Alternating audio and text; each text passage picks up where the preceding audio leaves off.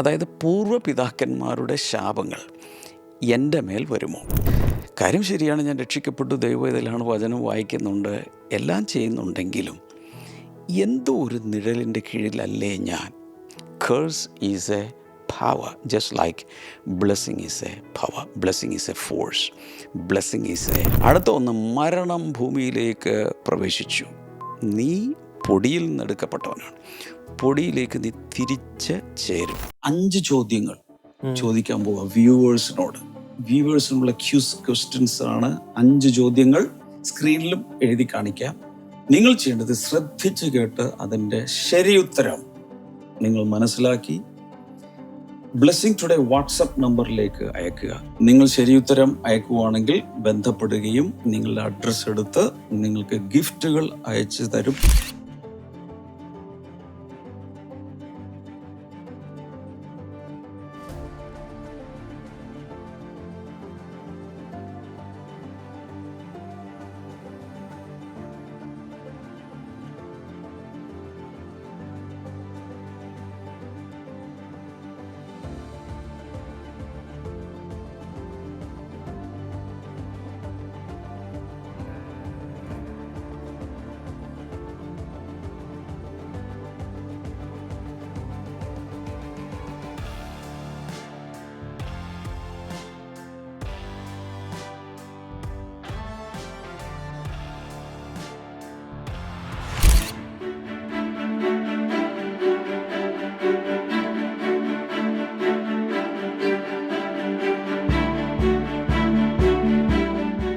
രക്ഷിക്കപ്പെട്ടവരുടെ മേൽ ശാപം ഉണ്ടോ? ഇന്ന് അതാണ് നമ്മൾ ചിന്തിക്കാൻ പോകുന്നത്. Welcome to blessing today solo podcast. അനേക വർഷങ്ങളായി ഞാൻ കേൾക്കുന്നൊരു ചോദ്യമാണ്. രക്ഷിക്കപ്പെട്ടൊരു ദൈവവേദൽ, ഒരു വിശ്വാസി, ഈ വിശ്വാസിയുടെ മേൽ ഒരു ശാപം നിലനിൽക്കുമോ? കാരണം പല സ്ഥലത്തും കേഴ്സ് ബ്രേക്കിംഗ് സർവീസുകൾ എന്ന് പറയുന്ന ശാപമുറിക്കൽ ശുശ്രൂഷ നടക്കുന്നു. ഇതൊക്കെ നടക്കുമ്പോൾ അതിൻ്റെ ആവശ്യമുണ്ട്. കാൽവരി ക്രൂശിൽ എല്ലാം തീർന്നില്ലേ? കർത്താവ് ശാപമെല്ലാം എടുത്തില്ലേ? എപ്പോഴെങ്കിലും ചോദിച്ചിട്ടുണ്ടോ ഈ ചോദ്യം? ഉള്ളിൽ തോന്നിയിട്ടുണ്ടോ? ഇന്നത്തെ പോഡ്കാസ്റ്റ് നിങ്ങൾക്ക് വേണ്ടിയിട്ടാണ്. ഇത് മുഴുവൻ കാണണം, ഇടയ്ക്ക് വെച്ച് നിർത്തിക്കളയരുത്. Because I'm going to analyse this topic from different angles.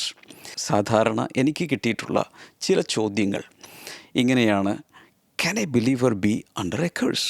ഞാനിപ്പോൾ പറഞ്ഞതുപോലെ ഒരു വിശ്വാസി ശാപത്തിന് കീഴിൽ ആകുമോ? Can ancestral sins affect me?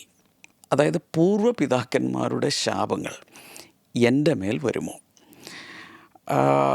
എന്ന് വെച്ചാൽ അപ്പൂപ്പന്മാരൊക്കെ ചെയ്തു കൂട്ടിയ പാവങ്ങളെല്ലാം കൂടി അക്യുമുലേറ്റ് ചെയ്ത് എൻ്റെ തലയിൽ വരുമോ?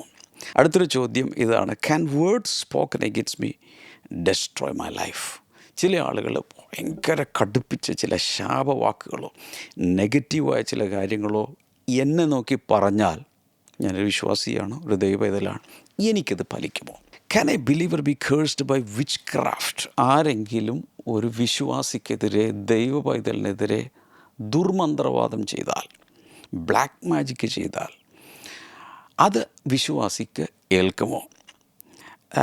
അടുത്തൊരു ചോദ്യം സാധാരണ എല്ലാവരും ചോദിക്കുന്നൊരു ചോദ്യമാണ്. Why do believers still suffer? രക്ഷിക്കപ്പെട്ടു, ആരാധനയ്ക്ക് പോകുന്നു, അറിയാവുന്നതെല്ലാം നമ്മൾ ചെയ്യുന്നു, എന്നിട്ടും ദുരിതങ്ങൾ തീരുന്നില്ല. ഭയങ്കരമായ പ്രശ്നങ്ങൾ, വിവാഹ ജീവിതത്തിൽ പ്രശ്നം, അതുപോലെ സാമ്പത്തിക പ്രശ്നങ്ങൾ, എന്തോ ഒരു ഗതി പിടിക്കുന്നില്ല. വിശ്വാസത്തിൽ വന്ന് വർഷങ്ങളായിട്ടും പലതിനും ഉത്തരമില്ല.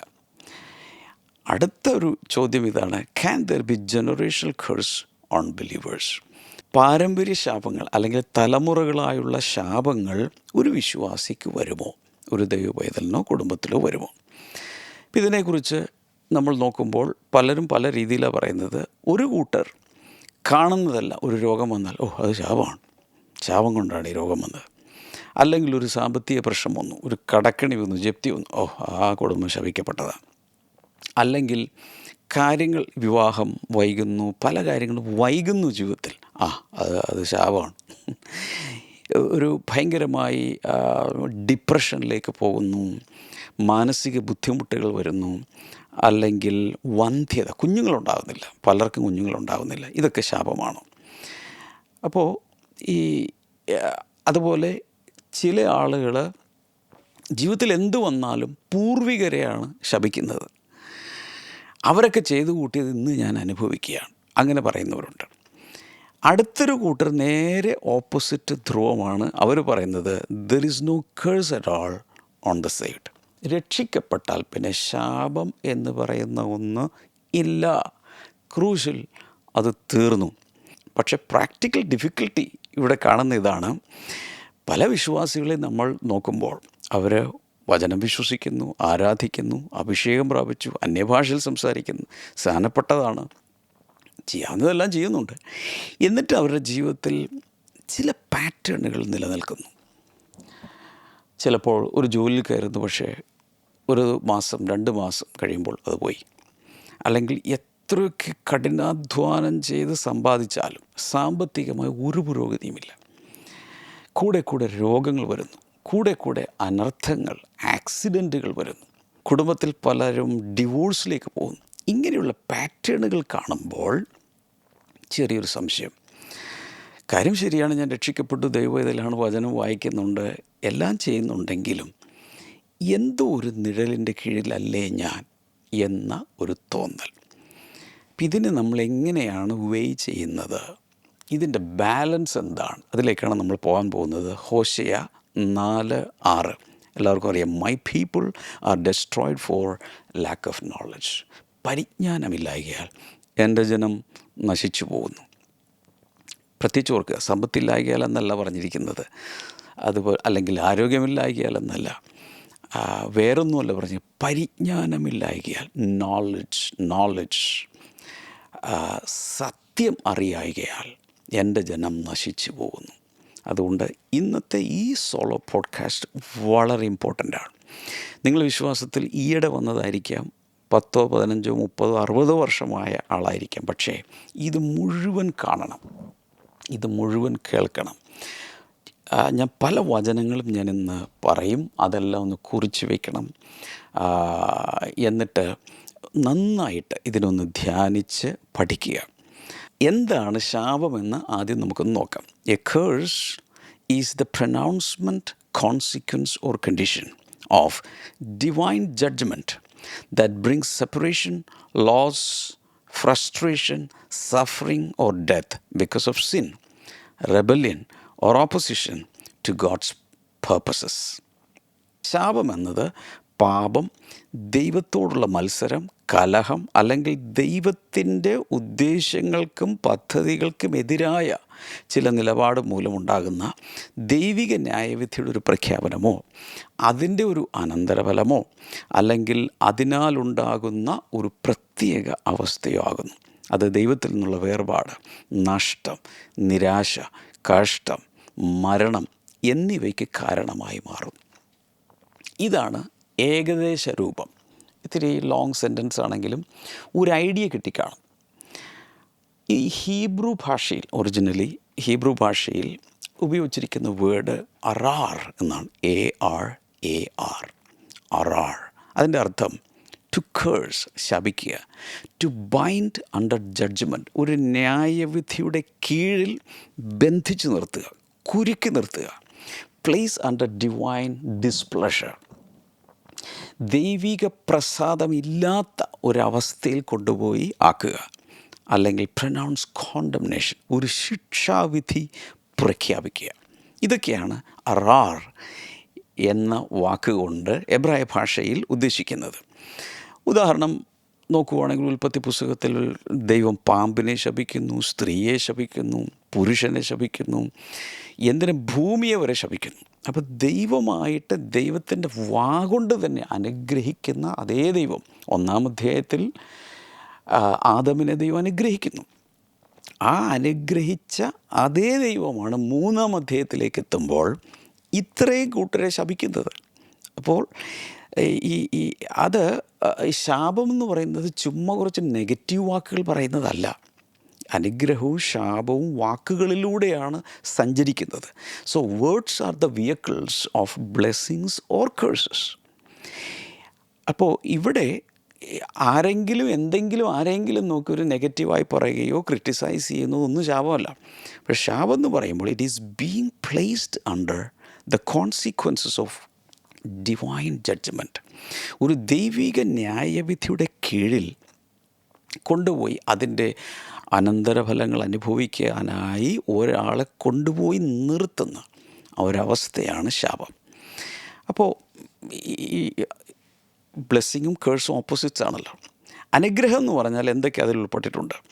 എന്തൊക്കെയാണെന്ന് ചോദിച്ചാൽ, ഒന്ന് ജീവൻ, ലൈഫ്, ദെൻ ഫ്രൂട്ട്ഫുൾനെസ്, ഫലപ്രാപ്തി, ഫേവർ, ദൈവപ്രസാദം, പീസ്, ദൈവികമായ ഷാലോം, സമാധാനം, then prosperity, fellowship with God, ദൈവവുമായുള്ള കൂട്ടായ്മ, ആ സഹവാസം, ദൈവസാന്നിധ്യം അനുഭവിക്കുക, ജീവിതത്തിൽ ഉന്നമനം പ്രാപിക്കുക, സമൃദ്ധി ഉണ്ടാകുക, അഭിവൃദ്ധി ഉണ്ടാകുക. ഇതെല്ലാമാണ് അനുഗ്രഹം എന്നതുകൊണ്ട് ഉദ്ദേശിക്കുന്നതെങ്കിൽ, കേഴ്സ് എന്ന് പറയുമ്പോൾ സംഗതി മാറി, നേരെ ഓപ്പോസിറ്റ്. നമ്മൾ നേരത്തെ ജീവൻ പറഞ്ഞെങ്കിൽ ഇത് മരണമാണ്. ദെൻ ബാരനസ്, ഫലപ്രാപ്തി ഇല്ല, വന്ധ്യത, ഫലശൂന്യത, ഫ്രസ്ട്രേഷൻ, ഒന്നും നടക്കാത്ത ഒരു വല്ലാത്ത നിരാശയുടെ അനുഭവം. ജഡ്ജ്മെൻറ്റ്, ന്യായവിധി വരുന്നു. ലോസ്, നഷ്ടം വരുന്നു. സെപ്പറേഷൻ ഫ്രം ഗോഡ്, ദൈവത്തിൽ നിന്ന് തന്നെ കട്ട് ഓഫ് ആകുന്നു, അകന്നു പോകുന്നു. അപ്പോൾ ഞാനിനി ഈ കേഴ്സിൻ്റെ ഓപ്പറേഷൻ എങ്ങനെയാണെന്ന് ചോദിച്ചാൽ, curse is an invisible super natural spiritual power that blocks many or all the supplies that you need in life. ജീവിതത്തിൽ ആവശ്യമുള്ള എന്ത് സപ്ലൈയും, ആവശ്യമുള്ള എല്ലാം ഭാഗികമായോ പൂർണ്ണമായോ തടുത്തു വയ്ക്കുന്ന അദൃശ്യമായ, അപ്പോൾ തന്നെ അമാനുഷികമായ ഒരു ആത്മീയമായ ഒരു ശക്തിയാണ്. Curse is a power, just like blessing is a power. Blessing is a force. Blessing is a spiritual force. ഇനി ഈ കേഴ്സ് എന്ന് പറയുമ്പോൾ it is like an adverse force trying to object every move of a person. ഒരു വ്യക്തി എവിടെ കാലെടുത്ത് വെച്ചാലും, മുന്നോട്ട് പോകാൻ ആഗ്രഹിച്ചാലും, അവിടെ എതിരെ വന്ന് തടുക്കുന്ന ഒരു അദൃശ്യ കറുത്ത ശക്തി, ഇരുണ്ട ശക്തി എന്ന് വേണമെങ്കിൽ പറയാം. അതല്ലാതെ ചുമ്മാ കുറച്ച് ആവശ്യമില്ലാത്ത വാക്കുകൾ പറയുന്നത് കേഴ്സ് അല്ല. ഇനി curse is an invisible barrier or stopper or fence around that keeps people or things away from what God has for them.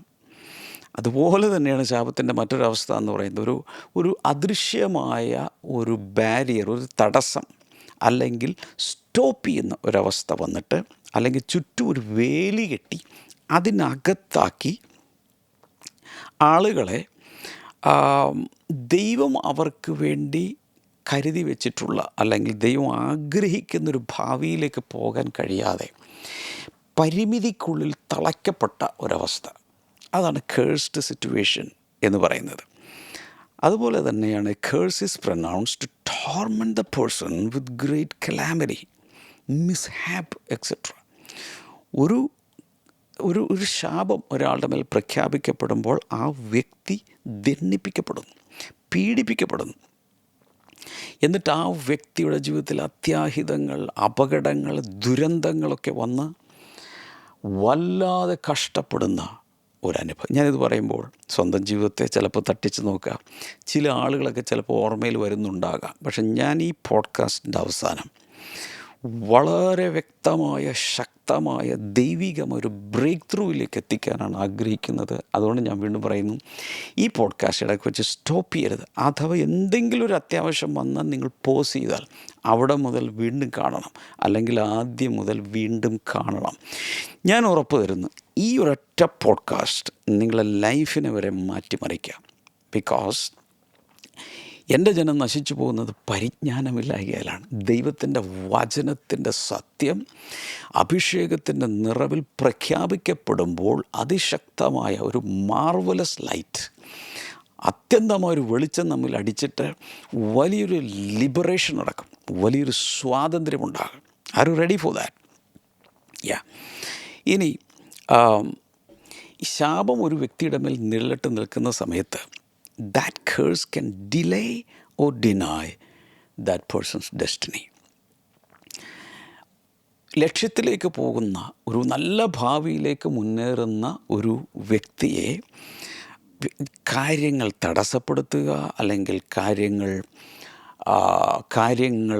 വൈകിപ്പിക്കുക, താമസിപ്പിക്കുക, ഇങ്ങനെയുള്ളൊരു പ്രതിഭാസം, ഒരു പാറ്റേൺ അങ്ങനെയുള്ളവരുടെ ജീവിതത്തിൽ കാണാം. ഞാൻ ഇനി തുടർന്ന് അങ്ങോട്ടുള്ള സമയത്ത് എനിക്കൊരു റിക്വസ്റ്റ് ഉള്ളത്, പ്രാർത്ഥിക്കാൻ അറിയാവുന്നവർ ഇനി അങ്ങ് പ്രാർത്ഥിക്കുക. ഒരുപക്ഷെ മധ്യസ്ഥ പ്രാർത്ഥനക്കാർ, ദൈവദാസന്മാർ, കൗൺസിലിംഗ് കൊടുക്കുന്നവർ, ഡെലിവറൻസ് മിനിസ്ട്രി ചെയ്യുന്നവർ ഒക്കെ ഇത് കാണുന്നുണ്ടാകാം. ദയവായി നിങ്ങൾ ഈ പോഡ്കാസ്റ്റ് മുന്നിലേക്ക് പോകുന്ന സമയത്ത് നിങ്ങൾക്ക് വേണ്ടി മാത്രമല്ല, നിങ്ങൾക്കറിയാവുന്ന നിങ്ങളുടെ സഭാംഗങ്ങൾ, കൂട്ടായ്മയിലുള്ളവർ, ഒരുപക്ഷെ അവിശ്വാസികൾ, ആരുമായിക്കോട്ടെ, അവർക്ക് വേണ്ടി ആത്മാവിൽ പ്രാർത്ഥിക്കുക. Even you can pray in tongues, അന്യഭാഷകളിൽ പ്രാർത്ഥിച്ചുകൊണ്ട് ആയിരിക്കാം. അതുപോലെ തന്നെ ഇത് മുന്നിലേക്ക് പോകുന്ന സമയത്ത് കമൻറ്റ് സെക്ഷനിൽ നിങ്ങൾക്ക് ആക്റ്റീവാകാം. നിങ്ങൾക്ക് അറിയാവുന്ന ചില കാര്യങ്ങൾ, അല്ലെങ്കിൽ നിങ്ങളുടെ ഒപ്പീനിയൻ, നിങ്ങൾക്ക് മനസ്സിലാവുന്ന കാര്യങ്ങൾ, നിങ്ങൾ റിസീവ് ചെയ്യുന്ന റെവലേഷൻ അല്ലെങ്കിൽ വെളിപാട്, വാക്യങ്ങൾ, ഇതൊക്കെ കമൻറ്റ് സെക്ഷനിൽ ഇട്ടുകൊണ്ടിരിക്കുക.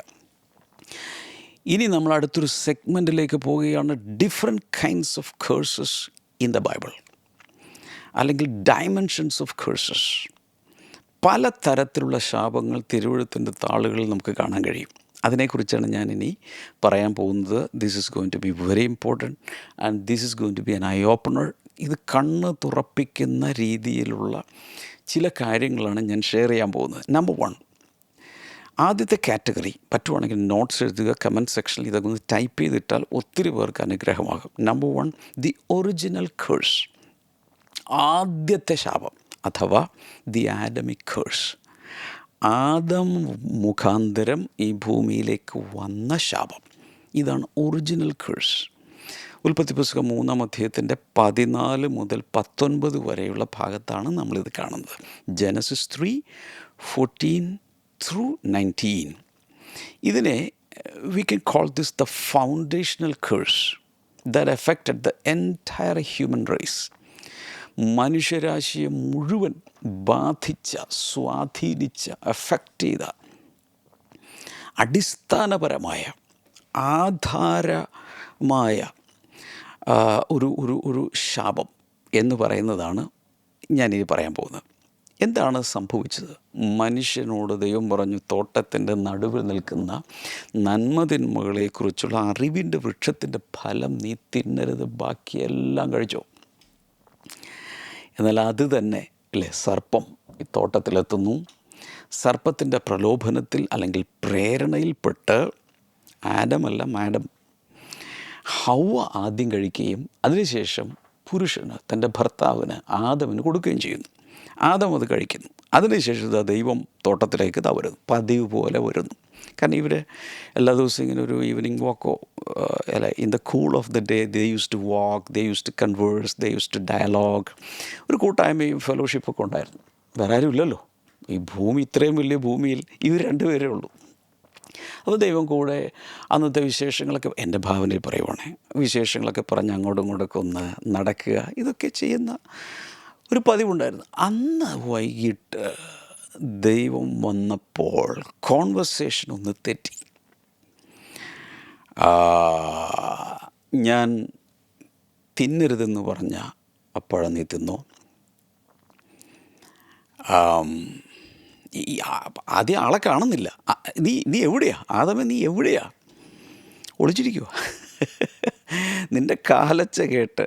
അപ്പോൾ ഒരു ഹൈഡ് ആൻഡ് സീക്കൊക്കെ കണ്ടോ? എവിടെയോ ഒരു പാകപ്പുഴ, എവിടെയോ തെറ്റി. അതിനുശേഷം അവിടെ നടന്നത്, ആ തോട്ടത്തിൽ നടന്നത്, a series of curses were pronounce. എവിടെയാണെന്ന് ഓർക്കണം. This is in Eden, this is in the paradise of God. ഇവരെ അനുഗ്രഹിച്ച, 1-ാം അധ്യായത്തിൽ സൃഷ്ടിച്ച ശേഷം അനുഗ്രഹിച്ച അതേ ദൈവം ശാപങ്ങളൊരു പരമ്പര കൊണ്ട് അവരുടെ മേൽ പറയുകയാണ്. ആദ്യമായി ശപിക്കപ്പെട്ടത് ഇതിനാധാരമായ പാമ്പാണ്. The serpent was cursed first, ഉൽപ്പത്തി പുസ്തകം 3:14. അതിനുശേഷം ഇങ്ങോട്ട് പലരെ ശപിക്കുന്നുണ്ട്. അതിനുശേഷം സ്ത്രീയെ ശപിക്കുന്നു, പുരുഷനെ ശപിക്കുന്നു. അതിൽ ഓരോന്ന് ഞാൻ അതിൻ്റെ ലിസ്റ്റ് പറയാം, ഒന്ന് കുറിച്ച് വെക്കണം. ടൈപ്പ് ചെയ്ത് കമൻറ്റ് സെക്ഷനിലൊക്കെ ആരെങ്കിലുമൊക്കെ ഒന്ന് ഇട്ട് കൊടുക്കണേ.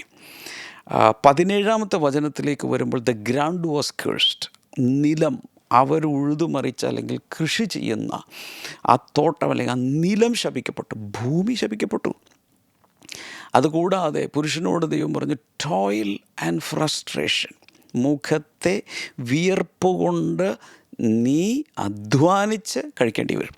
അതുവരെ അതില്ല, ടോയിലില്ല. വർക്ക് ചെയ്യാൻ പറഞ്ഞു, പ്രവർത്തിക്കാൻ പറഞ്ഞിട്ടുണ്ട്, ജോലി ചെയ്യാൻ പറഞ്ഞിട്ടുണ്ട്, പക്ഷേ എന്തില്ല, ഈ ഒരു കഷ്ടപ്പെട്ടിട്ടുള്ള മുഖത്ത് വിയർപ്പോടുകൂടെ നരകിച്ച് പണിയെടുത്തുള്ളൊരു പരിപാടി ഇല്ല. അപ്പോൾ വിയർപ്പ് ഒരു തരത്തിൽ പറഞ്ഞാൽ ശാപത്തിൻ്റെ ലക്ഷണമായിട്ടാണ് വന്നത്. 3:19 അത് കാണാം.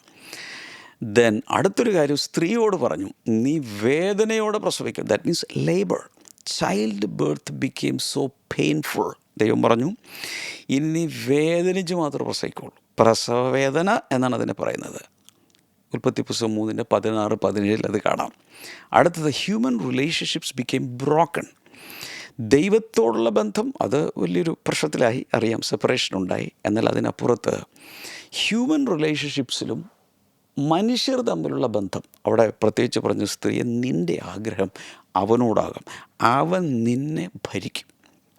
കണ്ടോ? അപ്പോൾ ആ ബന്ധങ്ങളിലും എന്തൊക്കെയോ പ്രശ്നങ്ങൾ അവിടെ സംഭവിക്കുന്നുണ്ട്. ഉൽപ്പത്തി പുസ്തകം 3:16 അതിൻ്റെ റിഫ്ലക്ഷനുണ്ട്. അടുത്ത ഒന്ന്, മരണം ഭൂമിയിലേക്ക് പ്രവേശിച്ചു.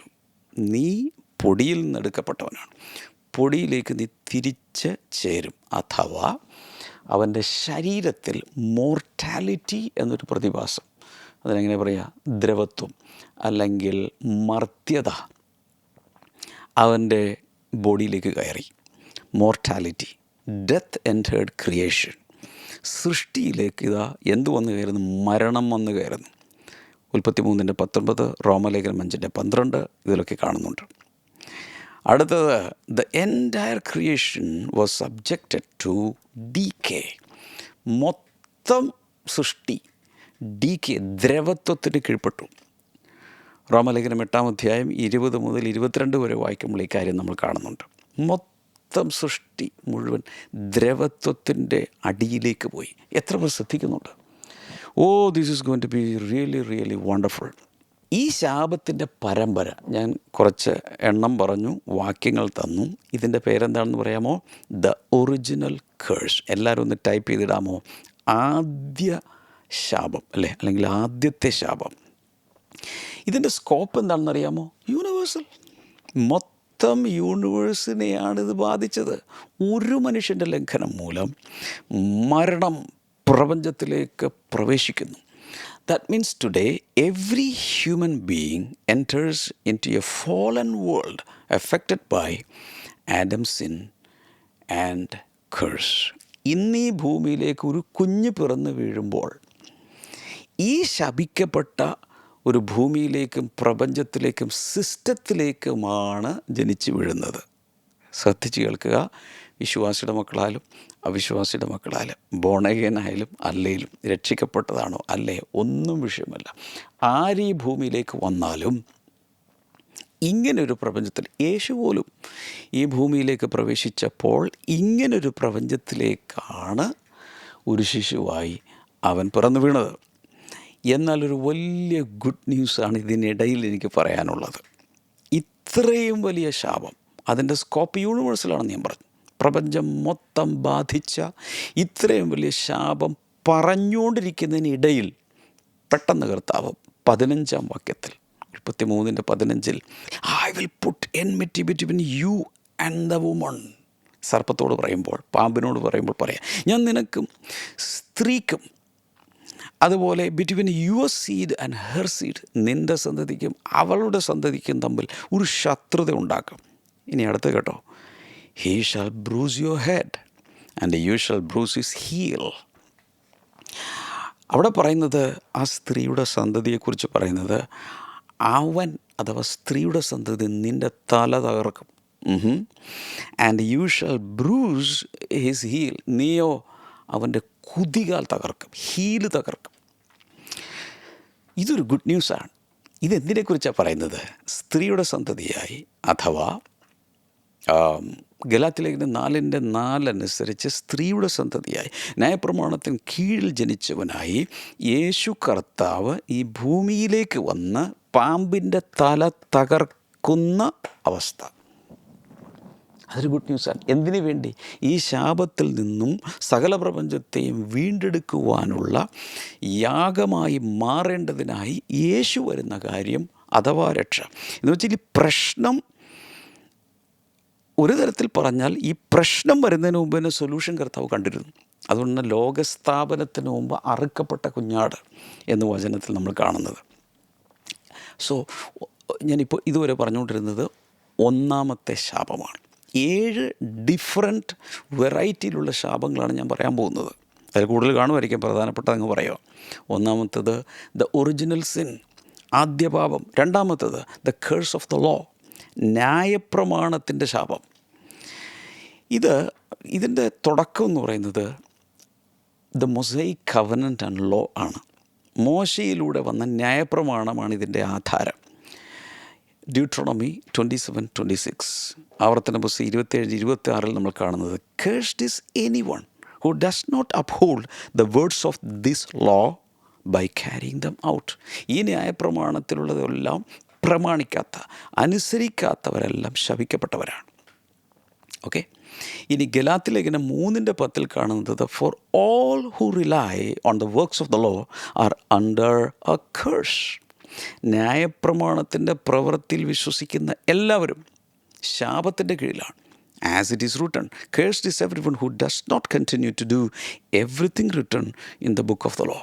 ഈ ന്യായപ്രമാണ പുസ്തകത്തിൽ എഴുതിയിരിക്കുന്നത് എല്ലാം പ്രമാണിക്കാത്ത, ഒന്നല്ല എല്ലാം പ്രമാണിക്കാത്ത, ഏതെങ്കിലുമൊക്കെ വീഴ്ച വരുത്തിയാൽ ശാപത്തിൻ്റെ കീഴിലാണ്. ഗലാത്യർ 3:13 എന്താ പറയുന്നത്? Christ redeemed us from the curse of the law.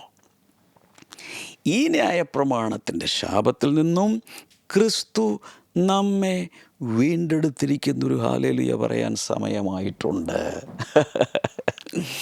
അപ്പോൾ ഇവിടെ അതിൻ്റെ പരിഹാരം വന്നത് കണ്ടായിരുന്നു.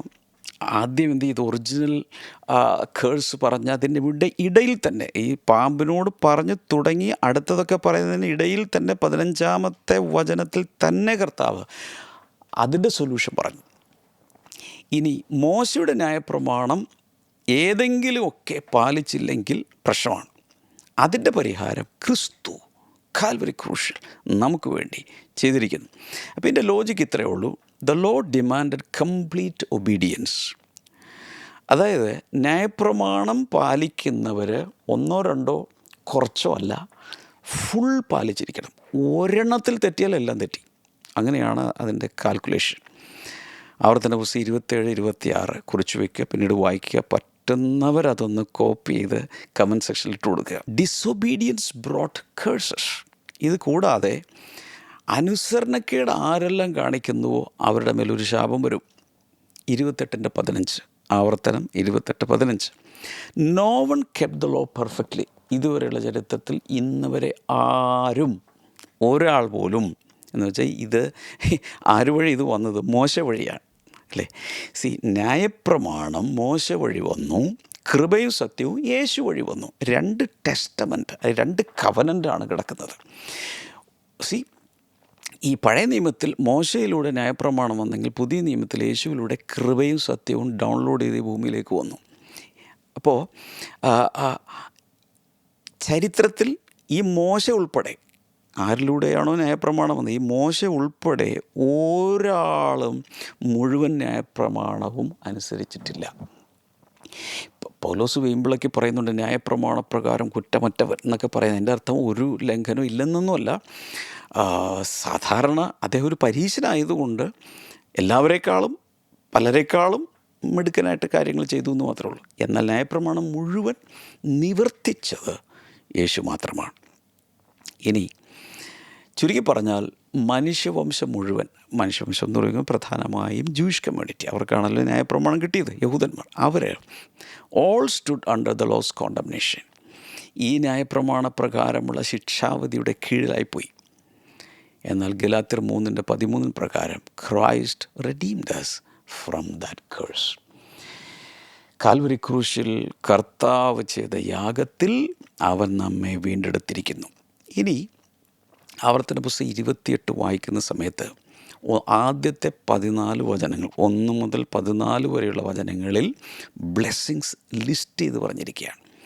എന്നാൽ 15 മുതൽ 68 വരെയുള്ള വാക്യങ്ങൾ മുഴുവൻ ലോങ് ലിസ്റ്റാണ്, കേഴ്സസ്. ഓരോന്നോരോന്നായി ഇങ്ങനെ ഭയങ്കരമായി അടുക്കും ചിട്ടയോടുകൂടി കർത്താവ് പറഞ്ഞിട്ടുണ്ട്. അതിനകത്ത് പ്രത്യേകിച്ച് യഹൂദന്മാർ, യഹൂദ ജാതി അല്ലെങ്കിൽ അവരുടെ നേഷൻ ദൈവത്തെ അനുസരിച്ചതുപോലെ പോയില്ലെങ്കിൽ, ന്യായപ്രമാണപ്രകാരം ജീവിച്ചില്ലെങ്കിൽ സംഭവിക്കാൻ പോകുന്നത് എന്തൊക്കെയാണ്? Drought, defeat, exile, famine, disease, national calamity. എന്തൊക്കെയാണ് പറഞ്ഞിരിക്കുന്നത്? വരൾച്ച പറഞ്ഞു, പരാജയങ്ങൾ പറഞ്ഞു, അവരെ നാട് കടത്തുമെന്ന് പറഞ്ഞു, മറ്റുള്ളവരെ പ്രവാസികളെ പിടിച്ചുകൊണ്ട് പോകുമെന്ന് പറഞ്ഞു, അതിഭയങ്കരമായ രോഗങ്ങൾ വരുമെന്ന് പറഞ്ഞു. മാത്രമല്ല നാഷണൽ കലാമിറ്റി, രാജ്യം മുഴുവനുമുള്ള ചില വലിയ അത്യാഹിതങ്ങൾ വരുമെന്ന് പറഞ്ഞു. അതുപോലെ തന്നെ ചരിത്രത്തിൽ യഹൂദന്മാരുടെ ജീവിതത്തിൽ സംഭവിച്ചു. ആവർത്തന പുസ്തകം 28 ആദ്യത്തെ 14 വചനങ്ങൾ ഒരു യൂണിറ്റാണ്. അതവിടെ നിൽക്കട്ടെ. 15 മുതൽ 68 വരെ അടുത്ത യൂണിറ്റാണ്. അതവിടെ നിൽക്കട്ടെ. കർത്താവ് ചെയ്തത് അനുഗ്രഹം അവിടെ നിൽക്കുമ്പോൾ ഇവർക്ക് പാർഷ്യലി മാത്രമേ അനുഗ്രഹങ്ങളൊക്കെ അനുഭവിക്കാൻ കഴിഞ്ഞുള്ളൂ. കാരണം പലതിലും അവർ തെറ്റിച്ചു. ന്യായപ്രമാണത്തിൽ അവർ നിന്നില്ല. ആർക്കും നിൽക്കാൻ സാധിക്കുകയില്ല. അതൊരു ഘനമേറിയൊരു സംഭവമാണ്, ആർക്കും ചുമക്കാൻ പറ്റാത്തൊരു സംഭവമാണ്. എന്നാൽ 15 മുതൽ 68 വരെ എഴുതപ്പെട്ടിരിക്കുന്ന പട്ടികയിൽപ്പെട്ട എല്ലാ ശാപങ്ങളും യേശു തൻ്റെ മേലെടുത്തുകൊണ്ടാണ് ക്രൂശിൽ കയറിയത്. ആ ശാപങ്ങളെല്ലാം കൂടെ കർത്താവ് ആ ക്രൂശിൽ തറച്ചു. എന്നാൽ അതേസമയം തന്നെ ഇത് യഹൂദന്മാർക്ക് വേണ്ടിയിട്ടുള്ള ന്യായപ്രമാണമാണ്, ജാതികൾക്കുള്ളതല്ല. അതുകൊണ്ട് അത് ആപ്ലിക്കബിൾ ആയിരിക്കുന്നത് പ്രൈമറിലി ആർക്കാണ്? യഹൂദന്മാർക്കാണ്. യഹൂദന്മാരാണ് ഈ ശാപം അനുഭവിക്കുന്നതും ഈ പറഞ്ഞിരിക്കുന്നതെല്ലാം ആപ്ലിക്കബിളായിട്ട്. മറ്റുള്ളവർക്ക് ന്യായപ്രമാണം ഇല്ലല്ലോ. പക്ഷെ ഒരു മറുവശം പൗലോസ് വിശദീകരിച്ച് പറയുന്നൊരു ഭാഗമുണ്ട്. എവിടെയാണെന്നറിയാമോ? റോമാലേഖനം 2-ാം അധ്യായം 9 മുതൽ 15 വരെ. അതിൻ്റെ മലയാളത്തിൽ ഉള്ള ഭാഗം ഞാനൊന്ന് വായിക്കാം. എല്ലാം ഇല്ലെങ്കിലും പറ്റുന്നത്രയും. തിന്മ പ്രവർത്തിക്കുന്ന ഏതു മനുഷ്യാത്മാവിനും കഷ്ടവും സങ്കടവും ആദ്യം യഹൂദനും പിന്നെ യവനനും വരും. ന്യായപ്രമാണം ഉണ്ടോ ഇല്ലയോ എന്നുള്ളതല്ല ഇവിടുത്തെ വിഷയം. തിന്മ പ്രവർത്തിക്കുന്ന ഏതു മനുഷ്യാത്മാവിനും കഷ്ടവും സങ്കടവും ആദ്യം യഹൂദനും പിന്നെ യവനനും. ആദ്യത്തെ അടി യഹൂദനാണ്, ആദ്യത്തെ ശിക്ഷ അല്ലെങ്കിൽ ശാപം യഹൂദനാണ്. നന്മ പ്രവർത്തിക്കുന്ന യവനും മഹത്വവും മാനവും സമാധാനവും ആദ്യം യഹൂദനും പിന്നെ യവനനും ലഭിക്കും. ഇതുപോലെ തന്നെ നന്മ ആരെങ്കിലും പ്രവർത്തിച്ചാൽ, ഇത് ജനറലായിട്ടുള്ളൊരു സ്റ്റേറ്റ്മെൻറ്റാണ്, ന്യായപ്രമാണത്തെക്കുറിച്ചല്ല പറയുന്നത്. നന്മ ആരെങ്കിലുമൊക്കെ ഏത് ജാതിയിൽപ്പെട്ടതായിക്കോട്ടെ, ഏത് കാലഘട്ടത്തിൽപ്പെട്ടതായിക്കോട്ടെ, ഏത് തലമുറയിൽപ്പെട്ടതായിക്കോട്ടെ, ഈ പ്രിൻസിപ്പിൾ ഇങ്ങനെയാണ്. നന്മ പ്രവർത്തിച്ചാൽ മഹത്വം, മാനം, സമാധാനം ഇതെല്ലാം ആദ്യം യഹൂദനും പിന്നെ യവനനും കിട്ടും. അടുത്തത്, ന്യായപ്രമാണം ഇല്ലാതെ പാപം ചെയ്തവർ എന്ന് വെച്ചാൽ ജാതികൾ, ജനതകൾ ഒക്കെയും ന്യായപ്രമാണം കൂടാതെ നശിച്ചു പോകും. കാരണം അറിഞ്ഞു ചെയ്താലും അറിയാതെ ചെയ്താലും പാപം പാപമാണ്, അതിന് വിപത്തുണ്ട്. ന്യായപ്രമാണം ഉണ്ടായിട്ട് പാപം ചെയ്തവരൊക്കെ ന്യായപ്രമാണത്താൽ വിധിക്കപ്പെടും. യഹൂദന്മാർക്ക് ന്യായപ്രമാണം ഉണ്ട്, അവരെ വിധിക്കുന്നത് ന്യായപ്രമാണത്താലായിരിക്കും. ന്യായപ്രമാണം കേൾക്കുന്നവരല്ല ദൈവസന്നിധിയിൽ നീതിമാന്മാർ, ന്യായപ്രമാണം ആചരിക്കുന്നവരത്രേ നീതീകരിക്കപ്പെടുന്നത്. കേട്ടോ, ന്യായപ്രമാണം ഇല്ലാത്ത ജാതികൾ ന്യായപ്രമാണത്തിലുള്ളത് സ്വഭാവത്താൽ ചെയ്യുമ്പോൾ ന്യായപ്രമാണമില്ലാത്ത അവർ തങ്ങൾക്ക് തന്നെ ഒരു ന്യായപ്രമാണമാവുന്നു. യഹൂദന്മാരല്ലാത്ത എല്ലാവരെയും ഇംഗ്ലീഷിൽ വിളിക്കുന്നത് ജെൻറ്റൈൽസ് എന്നാണ്. മലയാളത്തിൽ ജാതികൾ, വിജാതീയർ എന്നൊക്കെയാണ് പറയുന്നത്. അവരെല്ലാം പലപ്പോഴും മനസാക്ഷിക്കകത്ത് അവർക്ക് തന്നെ അറിയാം ചിലത് തെറ്റ്, ചിലത് ശരി. ആ ഒരു വിവേചനം അവർക്കുണ്ട്. ശരിയാണ് ഞാൻ പറയുന്നത്. എല്ലാവർക്കും ഒരു ബോധ്യമുണ്ട്, ഇന്നത് തെറ്റാണ്, ഇന്നത് ശരിയാണ്. കൾച്ചറലായി ചിലതൊക്കെ പ്രാക്ടീസ് ചെയ്യുന്നു എങ്കിൽ പോലും മനസാക്ഷിയുടെ അകത്തറിയാം തെറ്റ് തെറ്റ്, ശരി ശരി.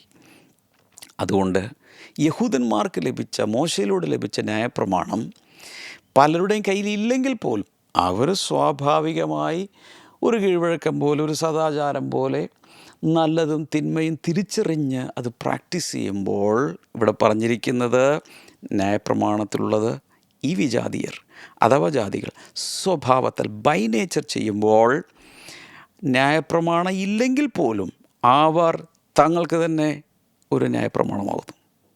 വാവ്, this is an eye opener. ഇനി കേട്ടോ, അവരുടെ മനസാക്ഷി കൂടെ സാക്ഷ്യം പറഞ്ഞു. അവരുടെ വിചാരങ്ങൾ തമ്മിൽ കുറ്റം ചുമത്തുകയോ പ്രതിവാദിക്കുകയോ ചെയ്തുകൊണ്ട് അവർ ന്യായപ്രമാണത്തിൻ്റെ പ്രവൃത്തി തങ്ങളുടെ ഹൃദയത്തിൽ എഴുതിയിരിക്കുന്നതായി കാണിക്കും. ചുരുക്കി പറഞ്ഞാൽ, ഒരു ഇൻബിൽറ്റായി നമ്മുടെ അകത്ത് തന്നെ, നമ്മുടെ മനസാക്ഷിയിൽ തന്നെ ഈ ന്യായപ്രമാണം ഓൾറെഡി എഴുതപ്പെട്ടിട്ടുണ്ട്. യഹൂദന്മാർക്ക് ആഡഡായി അത് കർത്താവ് തൻ്റെ വിരലുകൾ കൊണ്ടുകൂടെ എഴുതി ആദ്യം കൊടുത്തു. പിന്നെ മോശെ തല്ലി പൊട്ടിച്ചപ്പോൾ രണ്ടാമതൊരു പലകയിൽ വീണ്ടും എഴുതി. അതുകൂടാതെ ശേഷം വന്ന നിരവധിയായ കൽപ്പനകൾ, ഇതെല്ലാം കൂടി ചേർത്ത് ഈ ന്യായപ്രമാണത്തിൻ്റെ സംഹിത കയ്യിലിരിക്കുന്നത് യഹൂദജനത്തിനാണ്, നമ്മുടെ കയ്യിലല്ല. അപ്പോൾ നമ്മൾ വിചാരിക്കും നമ്മളെല്ലാം രക്ഷപ്പെട്ടല്ലോ. പക്ഷേ പൗലോസ് ഇവിടെ പറയുന്നത് കണ്ടോ, ആസ് എ റൂൾ കാര്യം ഇങ്ങനെയൊക്കെ ടെക്നിക്കലി ഇങ്ങനെയൊക്കെ ആണെങ്കിലും സകല ജാതികൾക്കും സ്പിരിച്വൽ പ്രിൻസിപ്പിൾസ് വെച്ച് നോക്കുമ്പോൾ ഒരു തരത്തിൽ പറഞ്ഞാൽ അവരുടെ അകത്തും ഈ ന്യായപ്രമാണം അവരുടെ ഹൃദയത്തിൽ, മനസാക്ഷിയിൽ എഴുതപ്പെട്ടിരിക്കുന്നു. അതുകൊണ്ട് അവർക്കും രക്ഷയില്ലെന്നാണ് ഈ പറഞ്ഞു വരുന്നത്. എന്താണ് ഞാൻ പറഞ്ഞതിൻ്റെ സാരം? ഈ ആവർത്തന പുസ്തകം 28 പറഞ്ഞിരിക്കുന്ന എല്ലാ കാര്യങ്ങളും, അല്ലെങ്കിൽ ന്യായപ്രമാണത്തിൽ മൊത്തത്തിൽ പറഞ്ഞിരിക്കുന്ന കാര്യങ്ങളല്ല യഹൂദന്മാർക്കുള്ളത് മാത്രമാണെന്ന് പറഞ്ഞ് ബാക്കിയുള്ളവർക്ക് രക്ഷപ്പെടാൻ പറ്റില്ല. ഈ സ്പിരിച്വൽ പ്രിൻസിപ്പിൾ എന്ന് വെച്ചാൽ പാപത്തിൻ്റെ കോൺസിക്വൻസസിൻ്റെ കാര്യത്തിലും ന്യായവിധിയുടെ കാര്യത്തിലും ആർക്കും രക്ഷയില്ല. ഒരു കൂട്ടർക്ക് കൃത്യമായി എഴുതി കിട്ടി, മറ്റവർക്ക് മനസാക്ഷിയിൽ എഴുതി കിടപ്പുണ്ട്. ഞാൻ 2 തരത്തിലുള്ള ശാപങ്ങൾ പറഞ്ഞു. ഒന്ന് ദ ഒറിജിനൽ കേഴ്സ്, രണ്ടാമത്തത് the curse from the law, അല്ലെങ്കിൽ ന്യായപ്രമാണത്താൽ വന്ന ശാപം. മൂന്നാമത്തെ category personal or prophetic curses, വ്യക്തിപരമായതോ പ്രാവചനികമായതോ ആയ ശാപങ്ങൾ. എന്താ അങ്ങനെ പറയുന്നത്? അങ്ങനെ പറയാൻ കാരണം, ചില സമയത്ത് ദൈവം ഒറിജിനൽ കേഴ്സും അല്ല, ന്യായപ്രമാണത്തിൻ്റെ കേഴ്സും അല്ല, അതവിടെ നിൽക്കട്ടെ. ബൈബിൾ നമ്മൾ വായിക്കുമ്പോൾ ചില വ്യക്തികളെ നോക്കി ദൈവം ശപിച്ചു, ചില വസ്തുക്കളെ നോക്കി ശപിച്ചു, ചില പട്ടണങ്ങളെയോ രാജ്യങ്ങളെയോ കർത്താവ് ശപിച്ചു. ഉദാഹരണത്തിന് ഉൽപ്പത്തി പുസ്തകം 4:11 കയീനെ ദൈവം ശപിക്കുന്നു. ആദമിൻ്റെ വേറെ കിടപ്പുണ്ട്. ഇത് കയീനെ, തൻ്റെ മൂത്ത മകനായ കയീനെ ശപിക്കുന്നു. അറിയാലോ, അവൻ ആദ്യത്തെ കൊലപാതകിയായി മാറി, മനുഷ്യകുലത്തിൻ്റെ ആദ്യത്തെ കൊലപാതകിയായി മാറി. അടുത്തത് ഉൽപ്പത്തി പുസ്തകം 9:25 കനാനെ ശപിക്കുന്നു. കനാൻ ഇത് നോഹയുടെ കൊച്ചുമകനാണ്, ഗ്രാൻഡ് സണ്ണാണ്. കനാൻ്റെ മേൽ ശാപം വരുന്നു.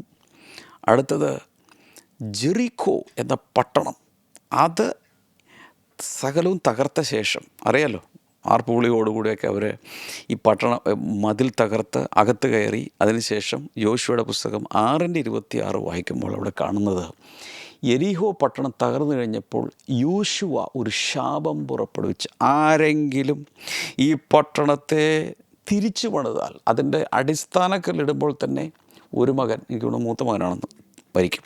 അതെങ്ങാനും തീർത്ത് കഴിഞ്ഞാൽ, പട്ടണം മതിലെങ്ങാനും തീർത്ത് കഴിഞ്ഞാൽ ഇളയവനും മരിക്കും. അതൊരു ശാപമായിരുന്നു.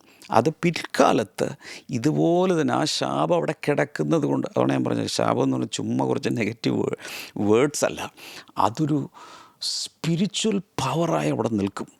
അതിങ്ങനെ കറങ്ങി നടക്കും. ആരാണോ ആ ശാപത്തിന് കീഴിൽ വരാൻ അർഹനാകുന്നത് അയാളുടെ മേൽ ചെന്നത് വീഴും. അനേക വർഷങ്ങൾക്ക് ശേഷം ഒരാൾ പണിയാൻ ശ്രമിച്ചു. എനിക്ക് തോന്നുന്നു രാജാക്കന്മാരുടെ പുസ്തകത്തിലോ ദിനവൃത്താന്ത പുസ്തകത്തിൽ എവിടെയോ ഇത് രേഖപ്പെടുത്തിയിട്ട്, ഇപ്പോൾ എൻ്റെ കയ്യിൽ റെഫറൻസ് ഇല്ല തരാൻ. യെരിഹോ പട്ടണം പണിയാൻ ശ്രമിച്ചു, 2 പിള്ളേർ മരിച്ചു. ഇനി യേശു ഒരു അത്തിയെ ശപിച്ചത് ഓർക്കുന്നുണ്ട്? മർക്കോസിൻ്റെ സുവിശേഷം 11:21 അത്തിയെ നോക്കി യേശു ശപിക്കുന്നു, നിന്നിൽ ഒരിക്കലും ഇനി ഫലമില്ലാതെ പോകട്ടെ. പിറ്റേ ദിവസം വരുമ്പോൾ കാണുന്ന കാഴ്ച എന്ത്? അത് വേര് തുടങ്ങി മൊത്തം ഉണങ്ങിപ്പോയി. അപ്പോൾ വ്യക്തമായി ചില വ്യക്തികളെ മാത്രം ശപിക്കുന്നത് കാണാം. സ്പെസിഫിക് കേസസാണ്, പേഴ്സണലാണ്, പ്രൊഫറ്റിക്കാണ്. അതുകൂടാതെ ചില രാജ്യങ്ങളെ, ദേശങ്ങളെ, പട്ടണങ്ങളെ, ചിലപ്പോൾ ട്രീ ആയിരിക്കാം, ഇങ്ങനെ പലതിനെയും ശപിക്കുന്നത് നമ്മൾ കാണുന്നു. നമ്പർ 4, ഇതൊക്കെ എഴുതുന്നുണ്ടല്ലോ അല്ലേ? എല്ലാവരും ഇത് കുറിച്ചെടുക്കണം. കമൻറ്റ് സെക്ഷനിൽ ഒന്ന് ടൈപ്പ് ചെയ്തിട്ടുകൊണ്ടിരിക്കണേ മിടുക്കന്മാരും മിടുക്കികളും. Number 4, occultic or demonic curses. അടുത്തത് ഈ ക്ഷുദ്രപ്രയോഗം ചെയ്യുന്നത് നിമിത്തം അല്ലെങ്കിൽ പൈശാചികമായ ചില ശാപങ്ങൾ. അങ്ങനെ ഒരു കാറ്റഗറി തന്നെ ഉണ്ട്. ഉദാഹരണത്തിന് occultic activities like sorcery, divination, witchcraft, spiritism, idol worship, satanic worship, occultic covenants, ഇങ്ങനെയുള്ള കുറേ കാറ്റഗറി ഉണ്ട്. എന്ന് പറഞ്ഞാൽ മനസ്സിലായല്ലോ, ഈ ദുർമന്ത്രവാദങ്ങൾ ചെയ്യുക, ക്ഷുദ്രപ്രയോഗങ്ങൾ ചെയ്യുക, ആഭിചാരം ചെയ്യുക, പിന്നെന്താണ് കൈനോട്ടം, മഷിനോട്ടം തുടങ്ങി അങ്ങനെയുള്ള കുറേ കാര്യങ്ങൾ. പിന്നെ സ്പിരിറ്റിസം ഉണ്ട്. വിജ ബോർഡ് പോലുള്ള സാധനങ്ങൾ ഉപയോഗിച്ചുകൊണ്ട് മരിച്ചവരെ തിരിച്ച് വിളിക്കുക. സ്പിരിറ്റ് വേൾഡുമായിട്ട്, പ്രത്യേകിച്ച് ഡിമോണിക് വേൾഡുമായിട്ട് ഇൻട്രാക്ട് ചെയ്യുക. അതുപോലെ സാത്താന്യ ആരാധന, സൈറ്റനിക് ചേർച്ച് എന്ന് തന്നെ ചർച്ചുണ്ടല്ലോ. അതുപോലെ ഒക്കൾട്ടിക് കവനൻസ് ഉണ്ട് പലതിലും. ഫ്രീ മേസൺറി പോലെ ഇതുപോലെ ചില ശാപങ്ങളും ഉടമ്പടികളും പ്രനൗൺസ് ചെയ്യുന്ന ചില കവനൻസ് ഉണ്ട്. ഇങ്ങനെയുള്ളതിനെയെല്ലാം വേദപുസ്തകം വളരെ ശക്തമായി അതിനെ കുറ്റം വിധിച്ചാണ് എഴുതിയിരിക്കുന്നത്. ഉദാഹരണത്തിന് 1 കൊരിന്ത്യർ 10:21 വായിച്ചു നോക്കണം. പുതിയ നിയമത്തിലെ കാര്യം പറയുന്നത്. അവിടെ പറയുന്നു, you cannot drink the cup of the Lord and the cup of demons too. നിങ്ങൾക്ക് കർത്താവിൻ്റെ പാനപാത്രവും പിന്നെ ചെന്നിട്ട് ഭൂതങ്ങളുടെ പാനപാത്രവും ഒരുമിച്ച് കുടിക്കാൻ പാടില്ല. അഥവാ സഭയിൽ വന്ന് കർത്താവിൻ്റെ പാനപാത്രത്തിൽ പങ്കുകൊണ്ടു എന്നിട്ട് പുറത്തു പോയി ഭൂതങ്ങളുടെ പാനപാത്രം എന്ന് വെച്ചാൽ പൈശാചികമായ ശക്തികളെ ആരാധിക്കുന്നതോ വിഗ്രഹങ്ങളെ ആരാധിക്കുന്നതോ വിഗ്രഹങ്ങൾക്ക് അർപ്പിക്കുന്നതോ ആയ പൈശാചിക ശക്തികളുടെ ഇൻവോൾവ്മെൻറ്റ് അല്ലെങ്കിൽ ദുരാത്മാക്കളുടെ ഇൻവോൾവ്മെൻറ്റുള്ള ഏതെങ്കിലും ഭക്ഷണമേശയിലും ഒക്കെ പങ്കുകൊണ്ട് ഇത് രണ്ടും കൂടെ കൊണ്ടുപോകാൻ പാടില്ല. വ്യക്തമായിട്ട് അവിടെ എഴുതിയിട്ടുണ്ട്. ഇനി ഇങ്ങനെയൊക്കെ ജീവിച്ച ഒരാൾ, ഇങ്ങനെയുള്ള ബാക്ക്ഗ്രൗണ്ടിലുള്ള ഒരാൾ യേശുവിനെ അറിഞ്ഞിരിക്കട്ടെ, യേശുവിലേക്ക് വരികയാണ്. വരുമ്പോൾ എന്ത് ചെയ്യണം? ഇങ്ങനെയുള്ളതെല്ലാം ജീവിതത്തിൽ നിന്നും മാറ്റിക്കളയണം. പറ്റുവാണെങ്കിൽ കത്തിച്ചു കളയണമെന്ന് ഞാൻ പറയുന്നു. അതിന് പറയാൻ കാരണം അപ്പോസ്തല പ്രവൃത്തികൾ 19:19 എഫേസോസിൽ പൗലോസ് ശക്തമായി ശുശ്രൂഷിച്ച് ഒരു വലിയ ഉണർവ് നടക്കുമ്പോൾ അവർ ചെയ്തത്, ഈ അവരുടെ കയ്യിലുണ്ടായിരുന്ന മന്ത്രവാദ പുസ്തകങ്ങൾ നമ്മൾ ട്രാവൽ പോഡ്കാസ്റ്റ് ചെയ്തപ്പോൾ തുർക്കിയിലേക്കുള്ള യാത്രയെക്കുറിച്ച് പറഞ്ഞ സമയത്ത് ഞാൻ ഇതെല്ലാം പറയുന്നുണ്ട്. അതിൻ്റെ ചില വിഷ്വൽസ് എല്ലാം കാണിച്ചായിരുന്നു.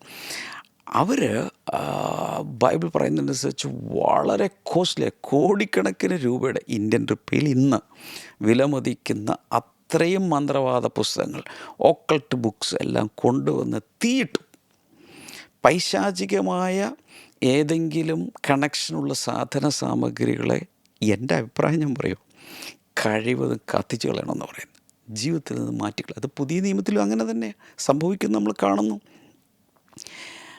ആവർത്തന പുസ്തകം 18:10 വായിച്ചു നോക്കണം. Deuteronomy 18:10, there shall not be found among you anyone who practices divination or sorcery.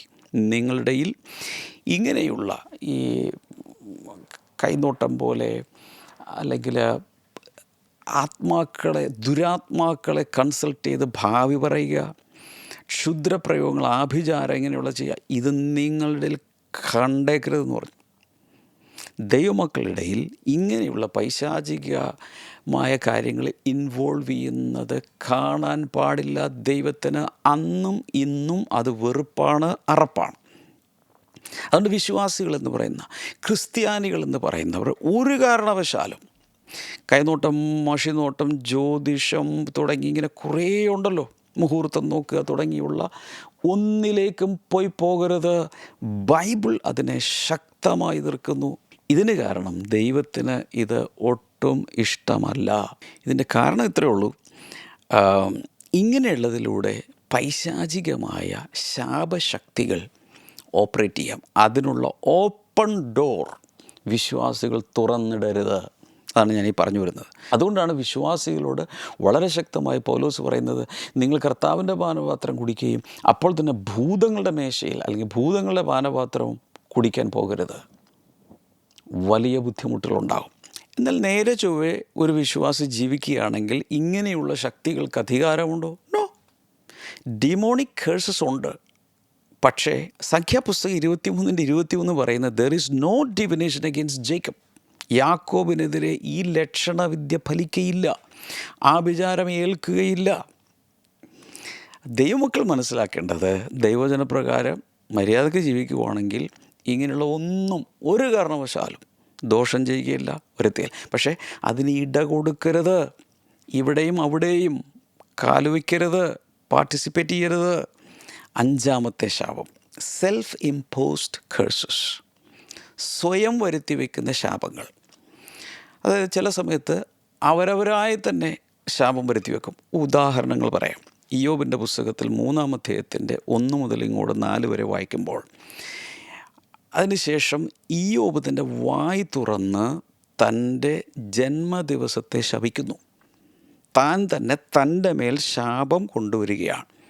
മറ്റൊന്ന്, പിലോത്തോസ് യേശുവിനെ വിചാരണ ചെയ്തുകൊണ്ടിരിക്കുന്ന സമയത്ത് ജനമാർപ്പ് വിളിക്കുന്നു. ഇവനെന്താണ് ചെയ്യേണ്ടതെന്ന് ചോദിക്കുമ്പോൾ, അവനെ ക്രൂശിക്കുക എന്നൊക്കെ പറഞ്ഞു. പക്ഷെ അവനൊരു തെറ്റുമില്ലല്ലോ. അങ്ങനെയാണെങ്കിൽ അവർ ഉറക്കെ വിളിച്ചു പറഞ്ഞു. മത്തായി 27-25 ജനം ആർപ്പിട്ട് പറയുന്നു, his blood is on us and on our children. അവൻ്റെ രക്തം ഞങ്ങളുടെ മേലും ഞങ്ങളുടെ മക്കളുടെ മേലും വരട്ടെ. ഈ ശാപം, ഈ രക്തത്തിൻ്റെ കുറ്റം ഞങ്ങളുടെ മേലും ഞങ്ങളുടെ തലമുറകളുടെ മേലും വരട്ടെ എന്ന് പറഞ്ഞുകൊണ്ട് അവർ ഏറ്റെടുക്കുകയാണ്. അതായത് നിഷ്കളങ്കനായ നിർമ്മലനായ ദൈവത്തിൻ്റെ കുഞ്ഞാടായ യേശുവിനെ കൊല്ലുന്ന കാര്യത്തിൽ ഏറ്റവും കൂടുതൽ മുറവിളി കൂട്ടം. ഞാനിങ്ങനെ ചിന്തിക്കുക, ആ മുറവിളി കൂട്ടിയ കൂട്ടത്തിൽ ഒരുപക്ഷെ യേശു നടത്തിയ ചില ക്രൂസേഡുകളിൽ, ഹീലിംഗ് ക്രൂസേഡുകളിലൊക്കെ അപ്പം തിന്നവർ, രോഗസൗഖ്യം അനുഭവിച്ചവർ, കണ്ടവർ, ഒരു പക്ഷേ ഐഡനോ കുഷ്ഠരോഗത്തിൽ നിന്ന് വിടുതൽ പ്രാപിച്ചവർ, ഭൂതങ്ങളെ പുറത്താക്കിയത്, കണ്ണിന് കാഴ്ച, ഈ കൂട്ടരൊക്കെ ചിലപ്പോൾ അതിനകത്ത് കാണാം. ഐഡനോ, അങ്ങനെ ബൈബിൾ പറയുന്നില്ല, ഞാൻ പറയുവാണ്. ഈ യേശുവിൽ നിന്നും നിരവധി നന്മ അനുഭവിച്ചവർ പോലും ഈ എതിർപക്ഷത്ത് ഇപ്പോൾ ഉണ്ടായേക്കാം. അവർ നിന്നുകൊണ്ട് അവനെ ക്രൂശിക്കുക, അവൻ്റെ രക്തം ഞങ്ങളുടെ മേൽ വരട്ടെ എന്ന് പറഞ്ഞുകൊണ്ട് ആർപ്പ് വിളിക്കുകയാണ്. ഇതാണ് മനുഷ്യർ. എത്ര നേരം വേണം പൊതുജനാഭിപ്രായം തിരിയാൻ? 6-ാമത്തെ തരത്തിലുള്ള ശാപം, parental or generational consequences or curses, അഥവാ തലമുറകളായുള്ള പാരമ്പര്യമായ ശാപങ്ങൾ. പുറപ്പാട് പുസ്തകം 20-ാം അധ്യായത്തിൻ്റെ 5-ാമത്തെ വചനത്തിൽ, punishing the children for the sin of the parents to the 3rd and 4th generation. പുറപ്പാട് പുസ്തകം 20-5 കാണുന്നത് ഇങ്ങനെയാണ്: പിതാക്കന്മാരുടെ പാപങ്ങൾ, അകൃത്യങ്ങൾ, അതിന് പണിഷ്മെൻറ്റ്, അതിൻ്റെ ശിക്ഷ 3-ാമത്തെയും 4-ാമത്തെയും തലമുറ വരെ ഞാൻ സന്ദർശിക്കും എന്നവിടെ എഴുതിയിട്ടുണ്ട്. അതായത് മാതാപിതാക്കന്മാർ ചെയ്യുന്ന പാപത്തിൻ്റെ പരിണിതഫലം 3ഉം 4ഉം തലമുറ വരെ പോകാം. പക്ഷെ അതിനുശേഷം കർത്താവ് ഒരു കാര്യം പറഞ്ഞു, ദൈവത്തെ സ്നേഹിച്ച് അവൻ്റെ കൽപ്പനകളെ പ്രമാണിച്ചാൽ, അനുസരിച്ചാൽ 1000 തലമുറ വരെ ദയ കാണിക്കും. രണ്ടുമുണ്ട്. എപ്പോഴും നമ്മൾ ഓർക്കേണ്ടത്, അനുഗ്രഹം ശാപത്തേക്കാൾ അനേകമടങ്ങ് വലുതാണ്. അപ്പം അവിടെ പ്രത്യേകിച്ച് നമ്മൾ മനസ്സിലാക്കേണ്ടത്, ഈ വിഗ്രഹാരാധന എന്ന് പറയുന്ന ഒരു കാര്യം പറഞ്ഞിട്ടാണ് ഉടനെ തന്നെ ഇത് പറയുന്നത്. അപ്പോൾ പലരും അഭിപ്രായപ്പെടുന്നത്, ഇങ്ങനെയുള്ള സന്ദർശനം അഥവാ 3-ാമത്തെയും 4-ാമത്തെയും തലമുറ വരെ മക്കളുടെ മേൽ പകരപ്പെടുന്ന ശാപം പ്രധാനമായും വിഗ്രഹാരാധന, പ്രത്യേകിച്ച് യഹൂദന്മാർക്കാണത് ആപ്ലിക്കബിൾ എന്ന് പറഞ്ഞിട്ടുണ്ട്. പക്ഷെ പൊതുവെ ഞാൻ നേരത്തെ പറഞ്ഞ പോലെ, ന്യായപ്രമാണത്തിൻ്റെ കാര്യം പറഞ്ഞതുപോലെ തന്നെ ഇതിനൊരു പൊതുതത്വം കൂടെ ഉണ്ട്. ഒരു വശം ശരിയാണ്, ഇത് യഹൂദന്മാർക്ക് കൊടുത്ത ഒരു കൽപ്പനയാണ്, ഒരു ശാപമാണ്. എന്നാൽ അപ്പോൾ തന്നെ പൊതുവെയുള്ള തത്വം, ആര് വിഗ്രഹങ്ങളെ ആരാധിച്ചാലും അതിൻ്റെ പുറകിൽ പ്രവർത്തിക്കുന്നത് പൈശാചിക ശക്തികളാണെന്നുള്ളത് വ്യക്തമായി ബൈബിളിലുണ്ട്. ഞാനല്ലോട്ട് ഇതെല്ലാം പറയുന്നത്. വിഗ്രഹങ്ങൾക്ക് അർപ്പിക്കുക, വിഗ്രഹങ്ങളെ ആരാധിക്കുക, അതിൻ്റെ പുറകിൽ അതിൻ്റെ മഹത്വം, ആരാധന സ്വീകരിക്കുന്ന ഒരിക്കലും ദൈവമല്ല. അതിൻ്റെ പുറകിൽ ഒരു നാട്യഭാവത്തിൽ അതിൻ്റെ പുറകിലിരുന്ന് അത് മൊത്തം സ്വീകരിക്കുന്നത് സാത്താനാണ്. അതുകൊണ്ട് തന്നെ സാത്താന്യമായ പലതും അവിടെ ഇമ്പാർട്ട് ചെയ്യപ്പെടും. അപ്പോൾ പറഞ്ഞു വരുന്നത്, ഇങ്ങനെ ഒരു ശാപങ്ങൾ തലമുറകളിലേക്ക് പോകുന്നൊരു പാറ്റേൺ വചനത്തിൽ പറഞ്ഞിട്ടുണ്ട്. പക്ഷേ അതിനൊരു മറുവശം കൂടെ ഉണ്ട്. അതെന്താണെന്ന് ചോദിച്ചാൽ, മാതാപിതാക്കൾ ഒരു തലമുറ പാപം ചെയ്തു, വിഗ്രഹാരാധനയോ ദൈവത്തെ വെറുപ്പിക്കുന്ന ശാപകാരണമായി എന്തെങ്കിലും ചെയ്തെന്നിരിക്കട്ടെ. ഇത് മാത്രമല്ല, ശാപകാരണങ്ങൾ പലപ്പോഴും സെക്ഷൽ സിൻസ് ശാപം കൊണ്ടുവരും. അതിഭീകരമായ ഡീപ്പ് സെക്ഷൽ സിൻസിലേക്ക് പോയാൽ. അതിന് കാരണം 10 തലമുറ വരെ അങ്ങനെയുള്ള പാപങ്ങൾ ചെയ്തവർ ദൈവസന്നിധിയിൽ കയറരുതെന്ന് മറ്റൊരു ഭാഗത്ത് പറയുന്നുണ്ട്. എനിക്ക് സമയമില്ലാത്തതുകൊണ്ട് എൻ്റെ റെഫറൻസിലേക്ക് പോകുന്നില്ല. എൻ്റെ അർത്ഥം, തലമുറകളായുള്ള ശാപങ്ങൾ എല്ലാത്തിനും വരികയില്ല, പക്ഷേ ചില പ്രത്യേകമായ അകൃത്യങ്ങൾ, ഇനിക്വിറ്റീസ് എന്ന് വെച്ചാൽ, ഇനിക്വിറ്റി എന്ന് പറഞ്ഞാൽ ബെൻറ്റ് സിറ്റുവേഷനാണ്, വളഞ്ഞുപോയി എന്ന് വെച്ചാൽ പാപം കൂടെ കൂടെ ചെയ്ത് ആ പാപം ജീവിതത്തിൻ്റെയും സംസ്കാരത്തിൻ്റെയും ഒരു ഭാഗമായി, ഫാമിലി കൾച്ചറിൻ്റെ ഒക്കെ ഭാഗമായി തീർന്നിട്ട് ആ പാപം പാപമാണെന്ന് പോലും അറിയാതെ അതിലാണ്ട് കിടക്കുന്നൊരവസ്ഥ വരുമ്പോഴാണ് ഈ ശാപത്തിൻ്റെ സൈക്കിൾ ആരംഭിക്കുന്നത് തലമുറകളിലേക്ക്. അതിനെക്കുറിച്ച് വിദഗ്ധാഭിപ്രായം, സ്കോളേഴ്സ് പറയുന്നത് ഇങ്ങനെയാണ്: എല്ലാ പാപങ്ങളും ഇങ്ങനെ തലമുറകളായുള്ള ശാപം കൊണ്ടുവരില്ല, പക്ഷേ ഒരു തലമുറ ചെയ്യുന്ന പാപപ്രവൃത്തികൾ അടുത്ത തലമുറയും അതുപോലെ തന്നെ തുടർന്നാൽ there are high chances for the curses to be passing on to the next generation. ഞാൻ പറഞ്ഞു മനസ്സിലായോ? പക്ഷേ ഇതിനിടയിൽ ഇങ്ങനെ പോയിക്കൊണ്ടിരിക്കുന്ന പാപത്തിൻ്റെയും ശാപത്തിൻ്റെയും സൈക്കിൾ കാസ്കേഡ് ചെയ്യുന്ന അവസ്ഥ, ആ തലമുറയിൽ ആരെങ്കിലും ഒരാൾ എഴുന്നേറ്റ് ബ്രേക്ക് ചെയ്താൽ അവിടെ വെച്ചത് മുറിയും. ഇതാണ് നമ്മൾ മനസ്സിലാക്കേണ്ടത്. ഇതിൻ്റെ നേരെ ഓപ്പോസിറ്റ് ഒരു ഭാഗത്ത് പറയുന്നുണ്ട്. എസെക്കിയേൽ 18:20. എഹെസ്കേൽ പ്രവാചകൻ്റെ പുസ്തകം 18:20 കാണുന്നത്, the one who since is the one who will die. ആരാണോ പാപം ചെയ്യുന്നത് അയാൾ മാത്രം മരിക്കേണ്ട ആവശ്യമുള്ളൂ. മാതാപിതാക്കൾ പാപം ചെയ്താൽ മക്കൾ ശിക്ഷ അനുഭവിക്കേണ്ട ആവശ്യമില്ലെന്ന് പറയുന്നൊരു ഭാഗം കൂടി ഉണ്ട്. മലയാളത്തിൽ ഞാനൊന്ന് വായിക്കാം. എഹെസ്കേൽ 18:19 മുതൽ താഴേക്ക് 24 വരെ. It's A very good reading. എല്ലാവരും കേട്ടോ. പറ്റുവാണെങ്കിൽ ഒന്ന് കമൻറ്റ് സെക്ഷനിൽ അതൊക്കെ ഒന്ന് ടൈപ്പ് ചെയ്തിടണേ. ഇവിടെ നോക്കേ. എന്നാൽ മകൻ അപ്പൻ്റെ അകൃത്യം വഹിക്കേണ്ടതല്ലയോ എന്ന് നിങ്ങൾ ചോദിക്കുന്നു. മകൻ നീതിയും ന്യായവും പ്രവർത്തിച്ച് എൻ്റെ ചട്ടങ്ങളെ പ്രമാണിച്ച് നടക്കുന്നുവെങ്കിൽ അവൻ ജീവിച്ചിരിക്കും. കണ്ടോ? അപ്പോൾ അപ്പൻ്റെ വഴിയിൽ നടക്കാതെ മകൻ എഴുന്നേറ്റത് ബ്രേക്ക് ചെയ്യുകയാണ്. പാപം ചെയ്യുന്ന ദേഹി മരിക്കും. ആരാണോ പാപം ചെയ്യുന്നത് ആ ദേഹിയാണ് മരിക്കുന്നത്. മകൻ അപ്പൻ്റെ അകൃത്യം വഹിക്കണ്ട, അപ്പൻ മകൻ്റെ അകൃത്യവും വഹിക്കണ്ട. നീതിമാൻ്റെ നീതി അവൻ്റെ മേലും ദുഷ്ടൻ്റെ ദുഷ്ടത അവൻ്റെ മേലും ഇരിക്കും. പോരെ? Very clear.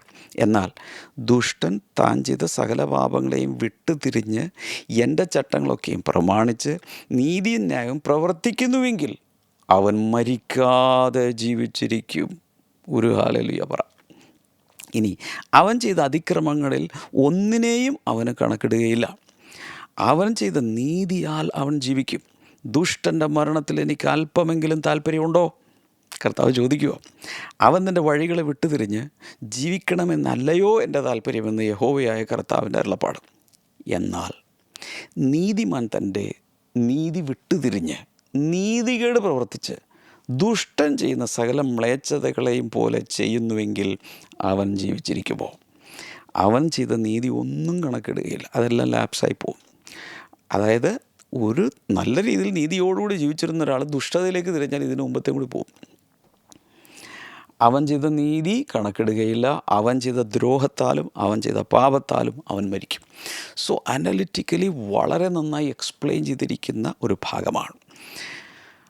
എന്താണ് ഞാൻ പറഞ്ഞു വരുന്നത്? പാരമ്പര്യ ശാപങ്ങൾ നമ്മളെങ്ങനെയാണ് കാണുന്നത്? ജനറേഷണൽ കേഴ്സസ് ഉണ്ടോ? ഉണ്ട്, വ്യക്തമായ ബൈബിളിൽ ആധാരമുണ്ട്. എന്നാൽ ആ സൈക്കിൾ തുടരുന്നത് എപ്പോഴാണ്? ഒരു തലമുറ പാപം ചെയ്തു, വിഗ്രഹാരാധനയോ ഡീപ്പ് സെക്ഷൽ സിൻസോ ദൈവത്തെ വെറുപ്പിക്കുന്ന രീതിയിലുള്ള രക്തപാതകങ്ങളും ഒക്കെ ചെയ്തെന്നിരിക്കട്ടെ, അതടുത്ത തലമുറയിലേക്ക് പോകാം. എപ്പോഴാണെന്നറിയാമോ? അടുത്ത തലമുറയും റൈറ്റ് കാൻഡിഡേറ്റ്സ് ആണെങ്കിൽ. എന്ന് വെച്ചാൽ ഈ അപ്പൻ്റെ വഴിയിൽ തന്നെ ദ്രോഹം ചെയ്ത് പാപം ചെയ്ത് ദൈവത്തെ വെറുപ്പിച്ച് മകനും ജീവിച്ചാൽ ഇത് തുടരും. അടുത്ത തലമുറയാണെങ്കിൽ തുടരും. അങ്ങനെ 3, 4 തലമുറ വരെ പോകും. എന്നാൽ ശ്രദ്ധിച്ച് കേൾക്കണം, ഇങ്ങനെ പോയിക്കൊണ്ടിരിക്കുന്നതിനിടയിൽ ഒരാൾ എഴുന്നേറ്റാൽ ആ ശാപം മുറിയും. നല്ലൊരു ഉദാഹരണം അബ്രഹാമിൻ്റെ കാര്യമാണ്. കൽദയ ദേശത്ത് ഊർ എന്ന് പറയുന്ന സ്ഥലത്ത് തേരഹ് എന്ന് പറയുന്ന ആളുടെ മകനായിട്ട് ജനിച്ചു. തേരഹിൻ്റെ പരിപാടി എന്ന് പറഞ്ഞാൽ വിഗ്രഹങ്ങളെ ആരാധിക്കുന്ന ഒരു രീതിയാണ്. അപ്പോൾ വിഗ്രഹാരാധന ശാപം കൊണ്ടുവരുന്നതാണെന്ന് അറിയാമല്ലോ. അത് ന്യായപ്രമാണത്തിലുണ്ടെങ്കിലും ഇല്ലെങ്കിലും ജാതീയരാണെങ്കിലും യഹൂദരാണെങ്കിലും പ്രിൻസിപ്പിൾ ഈസ് ദ സെയിം. യഹൂദന്മാർക്കത് വ്യക്തമായ കൽപ്പന കിട്ടിയെന്നുള്ളൂ. ഇനി കൽപ്പന കിട്ടിയാലും ഇല്ലെങ്കിലും കോൺസിക്വൻസസ് ആർ ദ സെയിം. അതാണ് നമ്മൾ റോമാലേഖനത്തിൽ 2-ാം അധ്യായത്തിൽ നമ്മൾ വായിച്ചത്. പൗലോസ് വ്യക്തമായത് പറയുന്നുണ്ട്. അപ്പോൾ അബ്രഹാമിൻ്റെ കാലത്ത് അബ്രഹാമിനെ ഉൽപ്പത്തി പുസ്തകം 12-ാം അധ്യായത്തിൽ ദൈവം വിളിക്കുക, മോനെ വാ, ഞാൻ നിന്നെ ഇതെല്ലാം വിട്ട്, എന്ന് വെച്ചാൽ ഈ ദേശം, ഈ പിതൃഭവനം, നിൻ്റെ ചാർച്ചക്കാർ, ഇതെല്ലാം വിട്ട് ഞാൻ കാണിക്കാനിരിക്കുന്നൊരു ദേശത്തേക്ക് വാ. ഞാൻ നിന്നെ അനുഗ്രഹിക്കാം, ഞാൻ നിൻ്റെ പേർ വലുതാക്കും, നിന്നെ ഒരു അനുഗ്രഹമാക്കും, നിന്നെ അനുഗ്രഹിക്കുന്നവരെ ഞാൻ അനുഗ്രഹിക്കും, നിന്നിലൂടെ ഭൂമിയിലുള്ള എല്ലാ കുടുംബങ്ങളും അഥവാ സർവ്വജാതികളും അനുഗ്രഹിക്കപ്പെടും. അബ്രഹാം എന്താ ചെയ്തത്? തേരഹ വിഗ്രഹാരാധന ചെയ്തുകൊണ്ടിരിക്കുന്ന തലമുറയിൽപ്പെട്ട ആളാണെങ്കിൽ ഈ വിളി കേട്ടിട്ട് അബ്രഹാം നേരെ അതിനെ ബ്രേക്ക് ചെയ്ത് ഇതെല്ലാം വിട്ടിട്ട് ഈ ദൈവത്തെ സേവിക്കാനായി ഇറങ്ങി പുറപ്പെടുന്നു. അവിടെ വെച്ച് അബ്രഹാമിൻ്റെ മേലുണ്ടായിരുന്ന തലമുറകളായുള്ള ശാപം മുറിഞ്ഞു. ഒരു ഹാലേലുയ പറ, ടൈപ്പ് ചെയ്തിട്ട് ഹാലേലുയ കമൻറ്റ് സെക്ഷനിലൊക്കെ. എന്നിട്ട് അവിടെ മുതൽ അനുഗ്രഹത്തിൻ്റെ ഒരു ജനറേഷണൽ ലൈൻ അവൻ മുഖാന്തരം ആരംഭിച്ചു. ഞാനിങ്ങനെ വിശ്വസിക്കുന്നത് പോഡ്കാസ്റ്റിൽ ചിലരുടെയൊക്കെ ജീവിതത്തിൽ ഇതുപോലെ അബ്രഹാം തുടങ്ങിയതുപോലെ അനുഗ്രഹത്തിൻ്റെ ജനറേഷൻസിൻ്റെ ഒരു പൈപ്പ് ലൈൻ ആരംഭിക്കുകയാണ്. I feel the anointing right now. ഇനി ഒരു തരത്തിലുള്ള ശാപം കൂടി ഉണ്ട്. അതാണ് 7-ാമത്തേത്, ദ ഇറ്റേണൽ കേഴ്സ്, നിത്യശാപം. അതെന്താണപ്പാ? നോക്കിക്കോ, ദ ഫൈനൽ ജഡ്ജ്മെൻ്റാണത്. മത്തായി 25:41 വായിച്ചു നോക്കിയാൽ, മാത്യു 25:41 അവിടെ പറഞ്ഞത്, depart from me you who are cursed into the eternal fire. ശപിക്കപ്പെട്ടവരെ, എന്നെ വിട്ടു പോകുവിൻ. എങ്ങോട്ട്? നിത്യമായ അഗ്നിയിലേക്ക് പോകുവിൻ. നിത്യമായ ഇറ്റേണൽ ഫയർ. ശപിക്കപ്പെട്ടവരെ, എന്നെ വിട്ട് നിത്യാഗ്നിയിലേക്ക് പോകുവിൻ. ഓ മൈ ഗോഡ്, ഇതുവരെയുള്ളത് സഹിക്കാം, ഇതുവരെയുള്ളത് എങ്ങനെയെങ്കിലും എന്തെങ്കിലും ചെയ്ത് രക്ഷപ്പെടാം. പക്ഷേ ഇത് നിത്യശാപമാണ്. This is called the ultimate curse. ആദ്യം പറഞ്ഞത് ദ ഒറിജിനൽ കേഴ്സ് ആണെങ്കിൽ ഇതെന്താണ്? The ultimate curse. ഇതിനു മുമ്പ് ഞാൻ പറഞ്ഞ 6നും എന്തെങ്കിലും പരിഹാരമുണ്ട്. ഇതിനി പരിഹാരമില്ല. This is last, this is ultimate.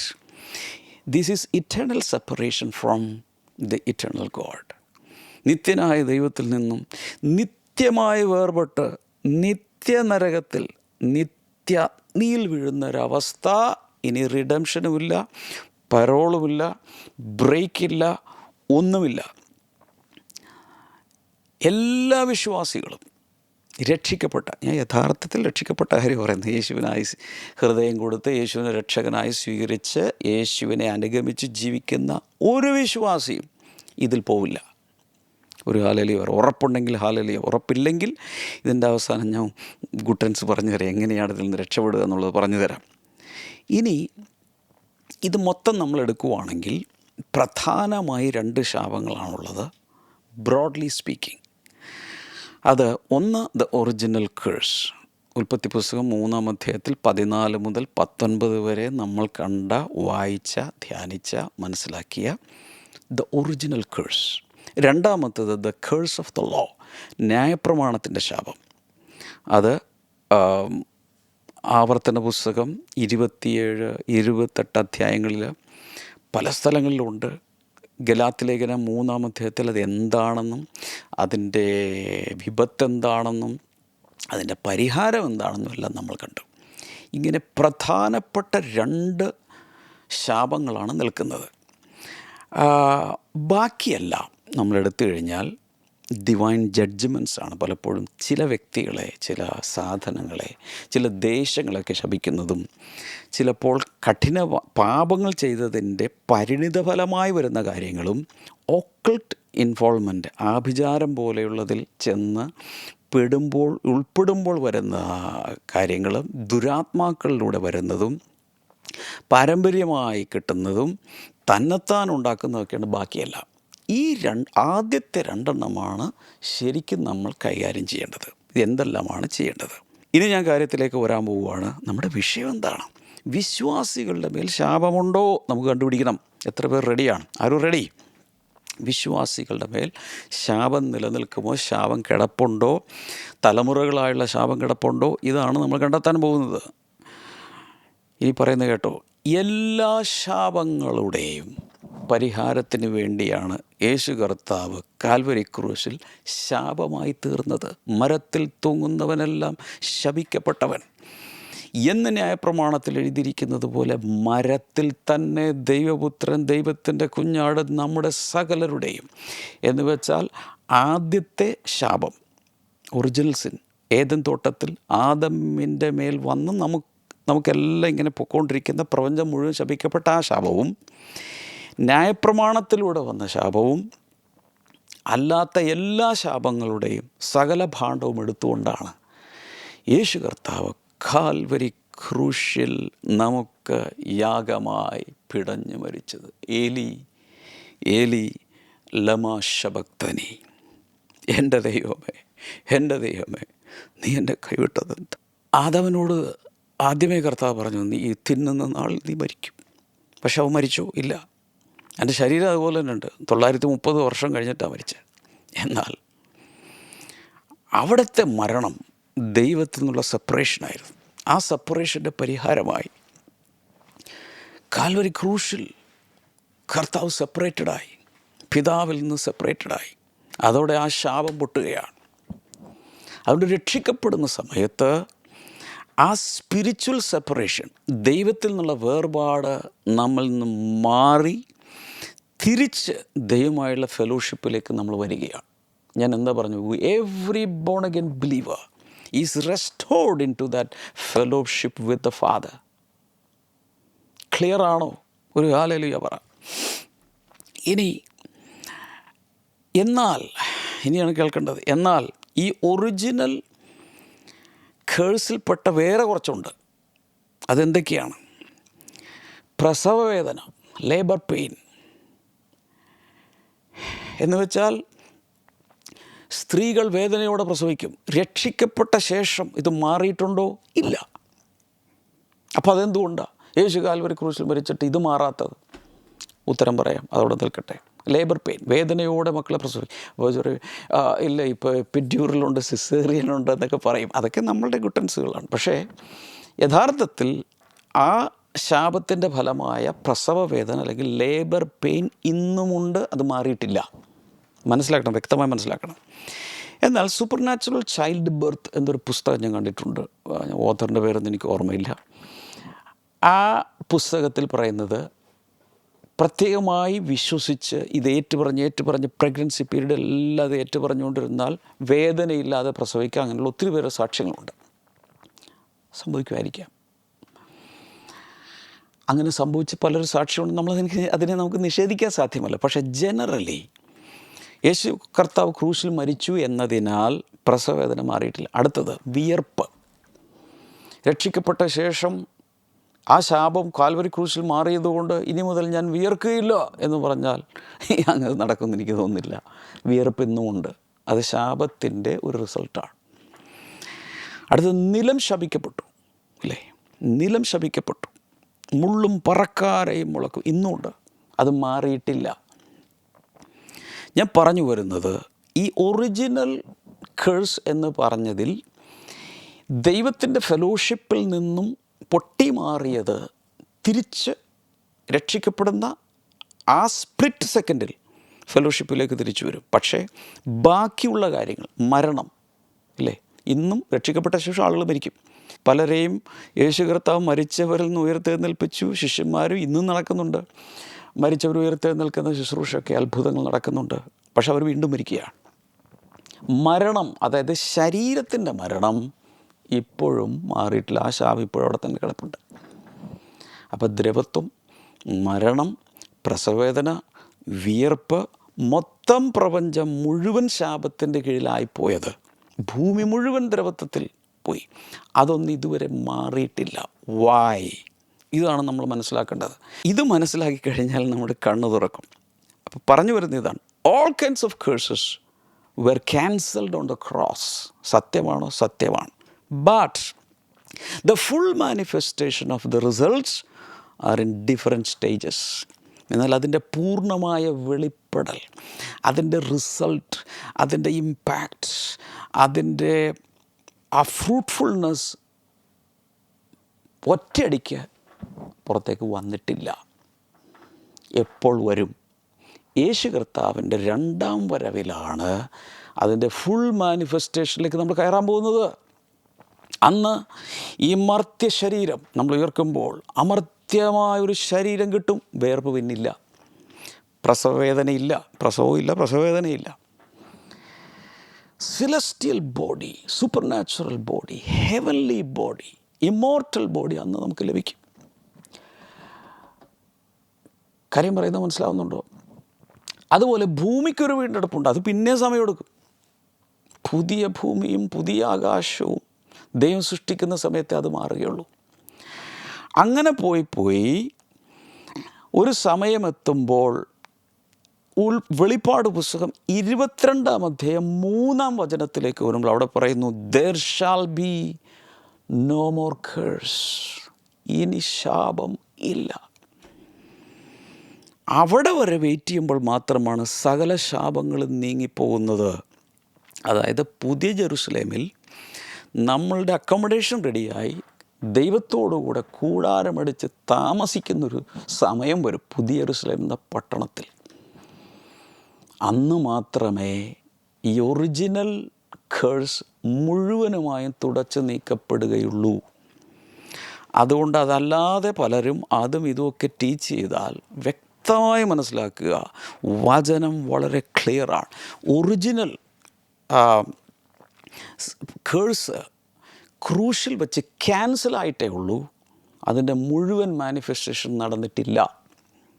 എന്നാൽ ന്യായപ്രമാണത്തിൻ്റെ ശാപം അത് മുഴുവൻ കാൽവരി ക്രൂശിൽ ക്യാൻസലായിരിക്കുന്നു. ഒരു ഹല്ലേലൂയ പറ. അതാണ് ഗലാത്യ ലേഖനം 3-ാം അധ്യായത്തിൻ്റെ 13, 14 വായിക്കുമ്പോൾ നമ്മൾ കാണുന്നത്. അതിൻ്റെ കീഴിലല്ല നമ്മൾ ജാതികൾ, ജനതകൾ, ജെൻറ്റൈൽസ് മനസ്സിലാക്കേണ്ട ഒന്ന്, ഈ ന്യായപ്രമാണം കൊടുത്തത് യഹൂദന്മാർക്കാണ്, നമ്മളതിലില്ല. എങ്കിലും ഞാൻ നേരത്തെ പറഞ്ഞതുപോലെ പ്രിൻസിപ്പിൾ അനുസരിച്ച് ഇതെല്ലാം മൊത്തം മാനവജാതിയിലും വ്യാപിച്ചിട്ടുണ്ട്. എല്ലാവരും ശാപത്തിന് കീഴിലാണ്. അതുകൊണ്ട് അതിൻ്റെ ഇഫക്റ്റായ മൊത്തത്തിൽ കിടക്കുന്ന ശാപത്തിൽ നിന്നും, കാരണം നമ്മളും ന്യായപ്രമാണം മനസാക്ഷിയിൽ എഴുതിയിട്ടുണ്ട്, അതൊക്കെ ലംഘിച്ചതുകൊണ്ട് നമ്മുടെ മേലും അത് ബൈ ഡിഫോൾട്ട് വന്ന് കിടപ്പുണ്ട്. അത് കാൽവരി ക്രൂശിൽ കംപ്ലീറ്റ്ലി മാറിപ്പോയി. ഞാനിനി എൻ്റെ കുറച്ച് അനുഭവങ്ങൾ പറയാൻ പോവുക. എൻ്റെ അനുഭവ സാക്ഷ്യം 1000 പ്രാവശ്യം നിങ്ങൾ കേട്ടുകയാണെങ്കിലും പറയുവാണ്. വളരെ ദാരുണമായ രീതിയിൽ ശാപം പ്രവർത്തിച്ചു കൊണ്ടിരുന്നൊരു വീട്ടിൽ നിന്നാണ് ഞാൻ ജനിച്ചു വളർന്ന് പുറത്തേക്ക് വന്നത്. ഞങ്ങളുടെ കുടുംബത്തിൻ്റെ പാരമ്പര്യമെല്ലാം എടുത്ത് നോക്കുമ്പോൾ ദുർമരണങ്ങൾ, അപകടമരണങ്ങൾ, കൊലപാതകങ്ങൾ, അതുപോലെ മദ്യപാനം, ജപ്തി, കെടുതി, എപ്പോഴും രോഗങ്ങൾ, സാമ്പത്തിക ക്ലേശങ്ങൾ, ഇങ്ങനെയുള്ളൊരു ഭീകരമായൊരു ശപിക്കപ്പെട്ട അവസ്ഥയിലായിരുന്നു. അവിടെ നിന്നാണ് 16 വയസ്സിൽ ഞാൻ യേശുവിനെ സ്വീകരിച്ച് പുറത്തേക്ക് വരുന്നത്. ഒറ്റയടിക്ക് എല്ലാം അങ്ങ് മാറി. ഞാൻ ശരിയായോ? നോ. രക്ഷിക്കപ്പെട്ട സമയത്ത് ആദ്യമായി സംഭവിച്ചത് സോയെ ലൈഫ് എന്ന് പറഞ്ഞ സമൃദ്ധിയായ ജീവൻ എൻ്റെ അകത്ത് വന്നു. ദൈവവുമായി ഒരിക്കലുമില്ലാതിരുന്ന ആ വേർപാട് മാറി. ഞാൻ പിതാവിൻ്റെ ആത്മാവുമായി കണക്റ്റഡായി ഞാൻ രക്ഷിക്കപ്പെട്ടു സ്പിരിച്വലി. 2 Corinthians 5:17 അനുസരിച്ച് I become A new creation. പുതിയ സൃഷ്ടിയായി ഞാൻ മാറി. എന്നാൽ കുടുംബം അതോടുകൂടി എല്ലാം മൊത്തം മാറി. ഞാൻ മാത്രമേ രക്ഷിക്കപ്പെട്ടുള്ളൂ. പിന്നീടാണ് കുറേശ്ശെയായി സ്റ്റെപ്പായി സ്റ്റേജായി ഓരോ കാര്യങ്ങൾ വചനത്തിൽ നിന്ന് ഞാൻ മനസ്സിലാക്കി കഴിഞ്ഞപ്പോൾ ഓരോന്നിൽ നിന്ന് കർത്താവ് എന്നെ പുറത്തെടുക്കാൻ തുടങ്ങി. അത് പിന്നെ മറ്റു കുടുംബാംഗങ്ങളിലേക്ക് കൂടി എത്തിച്ചേരുവാൻ വീണ്ടും സമയമെടുത്തു. പുതിയ നിയമത്തിലേക്ക് വരുമ്പോൾ വ്യക്തമായും നമ്മൾ മനസ്സിലാക്കേണ്ടത് ന്യായപ്രമാണത്തിൻ്റെ ശാപങ്ങൾ മുഴുവൻ കാൽവരി ക്രൂശിൽ കർത്താവ് എടുത്തു മാറ്റി. ആ ശാപം നമ്മുടെ മേലില്ല. Eternal condemnation, നിത്യശിക്ഷ, നിത്യശാപം. നേരത്തെ നമ്മൾ പറഞ്ഞില്ലേ, മത്തായി 25 നിന്ന് ഞാനൊരു വചനം വായിച്ചില്ലേ, ശാപിക്കപ്പെട്ടവരെ നിത്യാഗ്നിയിലേക്ക് പോ എന്ന് പറഞ്ഞുകൊണ്ട് കർത്താവ് തള്ളിക്കളയുന്ന നിത്യശിക്ഷാവിധി അത് നമ്മിൽ നിന്ന് മാറിപ്പോയി. ഒരു ഹല്ലേലൂയ പറ. അതുകൂടാതെ സെപ്പറേഷൻ മാറിപ്പോയി. ഇതെല്ലാം നമുക്ക് ഉടനെ കിട്ടി. എന്നാൽ ഇനിയാണ് കേൾക്കേണ്ടത്, consequences of bad choices in the past.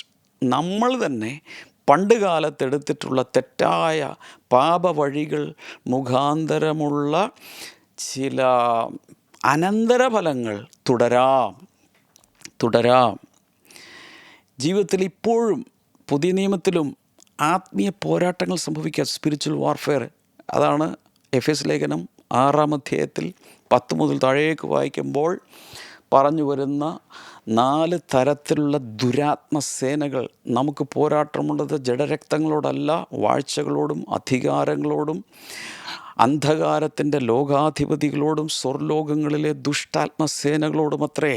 അത് നിലനിൽക്കുന്നു. ശാപമാണെന്നല്ല ഞാൻ പറയുന്നത്, നമ്മുടെ ജീവിതത്തിൽ നമ്മൾ അനുഭവിക്കുന്ന കാര്യങ്ങൾ.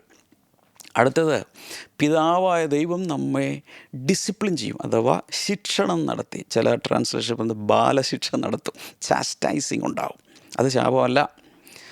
Suffering in the fallen world, അത് വ്യക്തമായി മനസ്സിലാക്കണം. ഒറിജിനൽ കേഴ്സ് മുഖാന്തരം ഇന്നത്തെ ലോകം ശപിക്കപ്പെട്ട ലോകമാണ്. ശപിക്കപ്പെട്ട ലോകത്തിലാണ് രക്ഷിക്കപ്പെട്ടവർ ജീവിക്കുന്നത്. സോ എൻവയോൺമെൻറ്റിലും ഇപ്പോൾ ഇവിടെ നാച്ചുറൽ കലാമിറ്റി എന്ന് വെച്ചാൽ പ്രകൃതിക്ഷോഭങ്ങൾ ഉണ്ടാകുന്നു, മണ്ണൊലിപ്പുണ്ടാകുന്നു, ആയിരങ്ങൾ അല്ലെങ്കിൽ ഒത്തിരി പേര് മണ്ണൊലിച്ചു പോകുന്നു, വോൾക്കാനോ സ്ഫോടനം ഉണ്ടാകുന്നു, അഗ്നിപർവ്വത സ്ഫോടനത്തിൽ അനേകർ മരിക്കുന്നു, കൊടുങ്കാറ്റിൽ മരിക്കുന്നു, സുനാമി വന്ന് മരിക്കുന്നു, അതുപോലെ യുദ്ധങ്ങൾ, പ്രശ്നങ്ങൾ, ഇതെല്ലാം ഈ ലോകത്തിലുണ്ട്. നിഷ്കളങ്കർ പോലും ചിലപ്പോൾ മരിച്ചെന്നിരിക്കാം. കാരണം ശാപത്തിൻ കീഴിലുള്ളൊരു ലോകത്തിലാണ് നമ്മൾ ജീവിക്കുന്നത്. അതാണ് അതിൻ്റെ ഉത്തരം.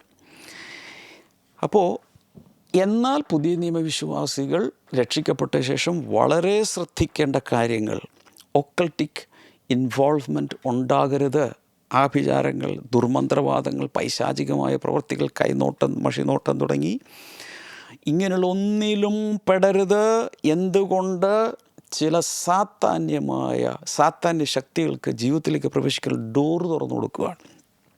മോർണിംഗ് ഗ്ലോറി സീരീസിൽ ബ്ലെസ്സിങ് ടുഡേ മോർണിംഗ് ഗ്ലോറി എത്ര പേര് കണ്ടിട്ടൊന്നറിയില്ല. എല്ലാ ദിവസവും രാവിലെ 7 മണിക്ക് തിങ്കൾ മുതൽ ശനി വരെ എല്ലാ ദിവസവും രാവിലെ 7 മണിക്ക് യൂട്യൂബിലും ഫേസ്ബുക്കിലും സോഷ്യൽ മീഡിയ പ്ലാറ്റ്ഫോമുകളിൽ, പോഡ്കാസ്റ്റ് പ്ലാറ്റ്ഫോമുകളിൽ, ഓഡിയോ പ്ലാറ്റ്ഫോമുകളിലൊക്കെ മോർണിംഗ് ഗ്ലോറി കിട്ടും. അത് നിരന്തരമായി കാണാം. അതിൽ കുറേ നാളുകൾക്ക് മുമ്പ് ദ ഡോർസ് ഓഫ് സാറ്റൻ, സാത്താൻ്റെ വാതിലുകൾ എന്ന് പറഞ്ഞുകൊണ്ട് ഞാൻ ഒരു സീരീസ് ചെയ്തിട്ടുണ്ട്. ഒരുപക്ഷെ മീഡിയ എൻ്റെ ലിങ്കുകളൊക്കെ ഒന്ന് ഇട്ട് കൊടുക്കണേ. അത് കേട്ടാലറിയാം എന്തെല്ലാം നമുക്ക് തന്നെ സാത്താൻ വരാനായിട്ട് ഡോറ് തുറന്നു കൊടുക്കാം. പക്ഷേ ബൈബിൾ പറയുന്നു സാത്താൻ ഇടം കൊടുക്കരുത്.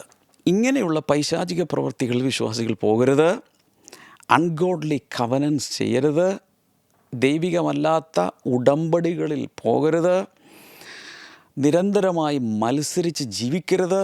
ഇതെല്ലാം പലവിധ പ്രശ്നങ്ങൾ, ശാപങ്ങൾ വിളിച്ചു വരുത്താൻ സാധ്യതയുണ്ടെന്നാണ് ഈ പറയുന്നത്. പഴയ നിയമത്തിലായാലും പുതിയ നിയമത്തിലായാലും ശാപങ്ങൾ ഇന്നും നിലവിലുണ്ട്.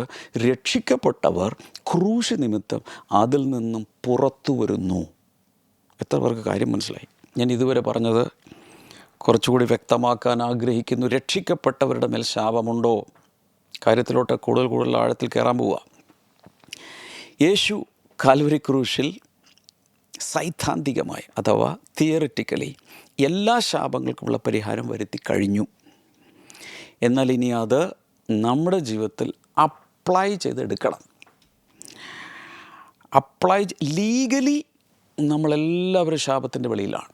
ഒറിജിനൽ കേഴ്സാകട്ടെ, അല്ലെങ്കിൽ ന്യായപ്രമാണത്തിൻ്റെ കേഴ്സാകട്ടെ, നമ്മൾ അതിൽ നിന്നെല്ലാം തിയറിറ്റിക്കലി നമ്മൾ പുറത്തു വന്നു കഴിഞ്ഞു. എന്നാൽ അതിൻ്റെ എക്സ്പീരിയൻസ്, അതിനനുഭവിച്ച് ആസ്വദിക്കുന്നത് പ്രോഗ്രസീവായിട്ടാണ് എന്ന് നമ്മൾ മനസ്സിലാക്കും. ഒറ്റയടിക്കല്ല. ഒന്നുകൂടി ഞാൻ തെളിയിച്ച് പറയാം. ഉദാഹരണത്തിന്, യേശു എത്ര പേരുടെ പാപങ്ങൾക്ക് വേണ്ടിയാണ് കാൽവരി ക്രൂശിൽ മരിച്ചതെന്ന് പറഞ്ഞു എന്ന് കമൻറ്റ് സെക്ഷനിൽ. എത്ര പേരുടെ പാപങ്ങൾക്ക് വേണ്ടി? 1000, 10,000, ലക്ഷം, 1 കോടി? അല്ലെങ്കിൽ ഏത് തലമുറ? യഹൂദന്മാർക്ക് വേണ്ടി മാത്രമാണോ? ജാതികൾക്ക് വേണ്ടി മാത്രമാണോ? അല്ലെങ്കിൽ അന്നത്തെ തലമുറയിലുള്ളവർക്ക് മാത്രമാണോ? നോ.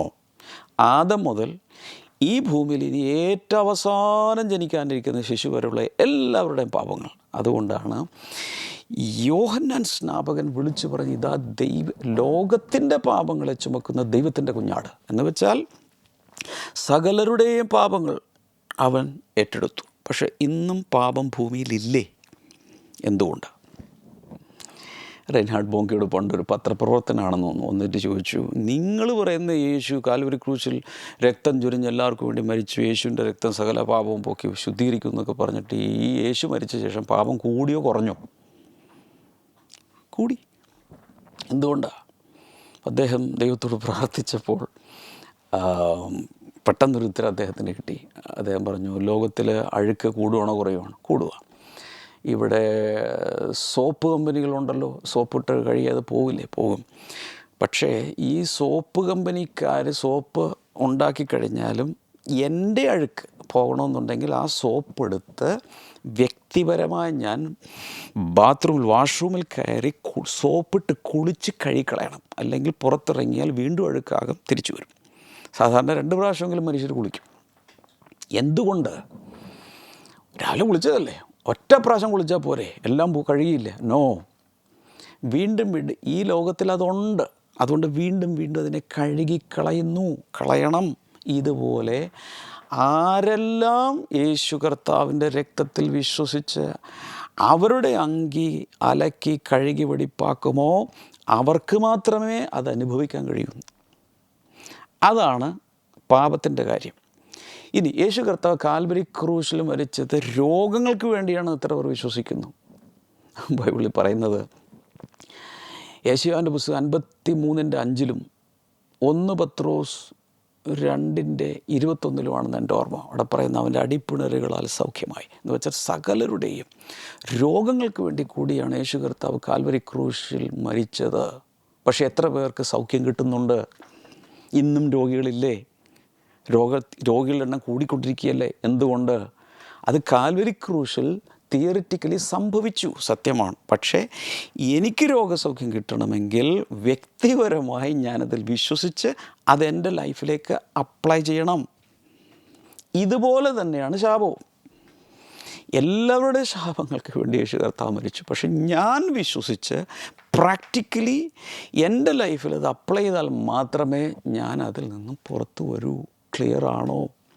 അയ്യോ, ഈ പോഡ്കാസ്റ്റ് ഇവിടെ വെച്ച് നിർത്തിക്കളയരുത് പ്ലീസ്. ഇതിൻ്റെ അവസാനം വരെ നിങ്ങൾ കണ്ടേ പറ്റൂ. ഇത് ഒത്തിരി പേർക്ക് അനുഗ്രഹമായേ പറ്റൂ. നിങ്ങളിത് ഫോർവേഡ് ചെയ്ത് കൊടുക്കണം. ഇനി എൻ്റെ അടുക്കൽ പ്രാർത്ഥിക്കാൻ വരുന്ന ചിലരുടെ പ്രാർത്ഥന വിഷയം ഇതാണ്. അവർക്കൊരു പ്രോപ്പർട്ടി ഉണ്ട്. ചിലപ്പോൾ ഏക്കർ കണക്കിന് ഭൂമിയായിരിക്കാം.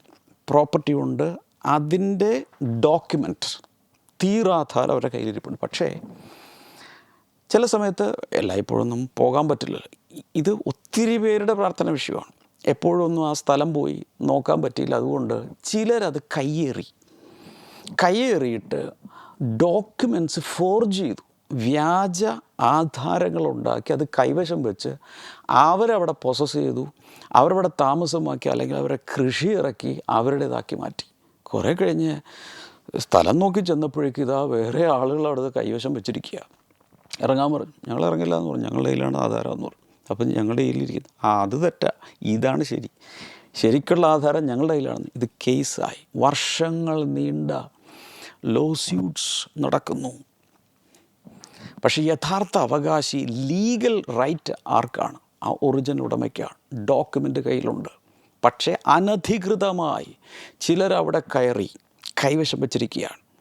ഇനി കേസ് ഫൈറ്റ് ചെയ്ത് അവസാനം അത് തെളിഞ്ഞ് പൊസഷൻ എടുത്ത് ബാക്കിയെല്ലാം ചെയ്തെടുക്കണം. പലപ്പോഴും ഇതാണ് ദൈവമക്കളുടെ ജീവിതത്തിൽ സംഭവിക്കുന്നത്. കാൽവരി ക്രൂശിൽ സൈദ്ധാന്തികമായി അഥവാ തിയറിറ്റിക്കലി, ന്യായമായി, ലീഗലി കർത്താവ് നമുക്ക് വേണ്ടി എല്ലാം ചെയ്തിട്ടുണ്ട്. എന്നാൽ ഇനി എന്തു ചെയ്യണം? അത് നമ്മുടെ സ്വന്തമാക്കണം. എങ്ങനെ? വിശ്വസിച്ച് സ്വന്തമാക്കണം. ടൈറ്റിൽ ഡീഡ് കർത്താവ് നമുക്ക് എഴുതി തന്നിരിക്കുകയാണ്. ലീഗലി നമ്മളാണ് ഏഴ്സ് അഥവാ അവകാശികൾ. അപ്പൻ്റെ സ്വത്തിന്, അപ്പൻ്റെ അനുഗ്രഹങ്ങൾക്ക്, സകലത്തിനും അവകാശി. നാം അവനെ ആബാ ഫാദർ എന്ന് വിളിക്കുന്നു എങ്കിൽ നാം മക്കളെങ്കിൽ അവകാശികളും ക്രിസ്തുവേശുവിൽ കൂട്ടവകാശികളുമാണ്. പല വിശ്വാസികൾക്കും ഇതറിയില്ല. അതുകൊണ്ട് എന്ത് സംഭവിക്കുന്നു? പിശാച് കള്ളനാണ്, നുണയനാണ്. അവൻ വ്യാജ ഡോക്യുമെൻ്റ് ഉണ്ടാക്കും, വ്യാജ പ്രചരണങ്ങൾ നടത്തും, എന്നിട്ട് ഈ ശാപമെല്ലാം കൂടെ കൊണ്ടുവന്നിടാൻ ശ്രമിക്കും. പക്ഷേ ലീഗലി എഴുന്നേറ്റ് നിന്നിട്ട് പറയണം, യേശു കർത്താവ് എനിക്ക് വേണ്ടി കാൽവരി ക്രൂശിൽ മരിച്ചതുകൊണ്ട് എൻ്റെ മേലുള്ള എല്ലാ ശാപങ്ങളും, തലമുറകളായുള്ള ശാപങ്ങൾ, അപ്പന്മാർ തുടങ്ങിയുള്ള ശാപങ്ങൾ, അല്ലെങ്കിൽ ആരെങ്കിലുമൊക്കെ പാപം ചെയ്ത ശാപങ്ങൾ, ആരെങ്കിലുമൊക്കെ എന്നെ ശപിച്ചത്, അല്ലെങ്കിൽ എൻ്റെ തന്നെ പാപങ്ങളാൽ പണ്ട് ഞാൻ സാത്താനെ സേവിച്ചു, വിഗ്രഹങ്ങളെ സേവിച്ചു, അന്യദൈവങ്ങളെ നമസ്കരിച്ചു, അതിനാലുണ്ടായ ശാപങ്ങൾ, അതെല്ലാം കാൽവരി ക്രൂശിൽ പരിഹാരം വന്നതുകൊണ്ട് ഇനി എൻ്റെ മേലില്ലെന്നുള്ളത് ഞാൻ വിശ്വസിച്ചതിനെ എസ്റ്റാബ്ലിഷ് ചെയ്യണം. അപ്പോഴാണത് എക്സ്പീരിയൻസ് ചെയ്യാൻ അല്ലെങ്കിൽ എൻജോയ് ചെയ്യാൻ പറ്റുന്നത്. Is that clear? Anybody interested? അപ്പം ഇതിനു വേണ്ടി കേഴ്സ് ബ്രേക്കിംഗ് സർവീസ് നടത്തേണ്ട ആവശ്യമുണ്ട്. ജനറേഷൻ കേഴ്സ് ബ്രേക്ക് ചെയ്യുക, ഇങ്ങനെ ശാപം മുറിക്കുന്ന ശുശ്രൂഷയൊക്കെ ചെയ്യുന്നത് ശരിയാണോ? ഉത്തരം ആവശ്യമൊന്നുമില്ല. പക്ഷെ പലർക്കും ഇതിനെക്കുറിച്ച് അറിവില്ല. ബ്ലെസ്സിങ് ടുഡേയിൽ അനേക പ്രാവശ്യം കേഴ്സ് ബ്രേക്കിംഗ് സർവീസൊക്കെ നടത്തിയിട്ടുണ്ട്. അതിന് കാരണം ബ്ലെസ്സിങ് ടുഡേയെ പോലെയുള്ളൊരു മൂവ്മെൻറ്റിൽ അനേകർ വിശ്വാസത്തിലേക്ക് വരുന്നത് ഒട്ടും ക്രൈസ്തവമായ ഒന്നും അറിയാത്ത ആളുകളാണ്. അവർക്കൊന്നും അറിയില്ല, ബൈബിൾ അറിയില്ല, ഒരു പരിപാടി അറിയാത്തവരാണ്.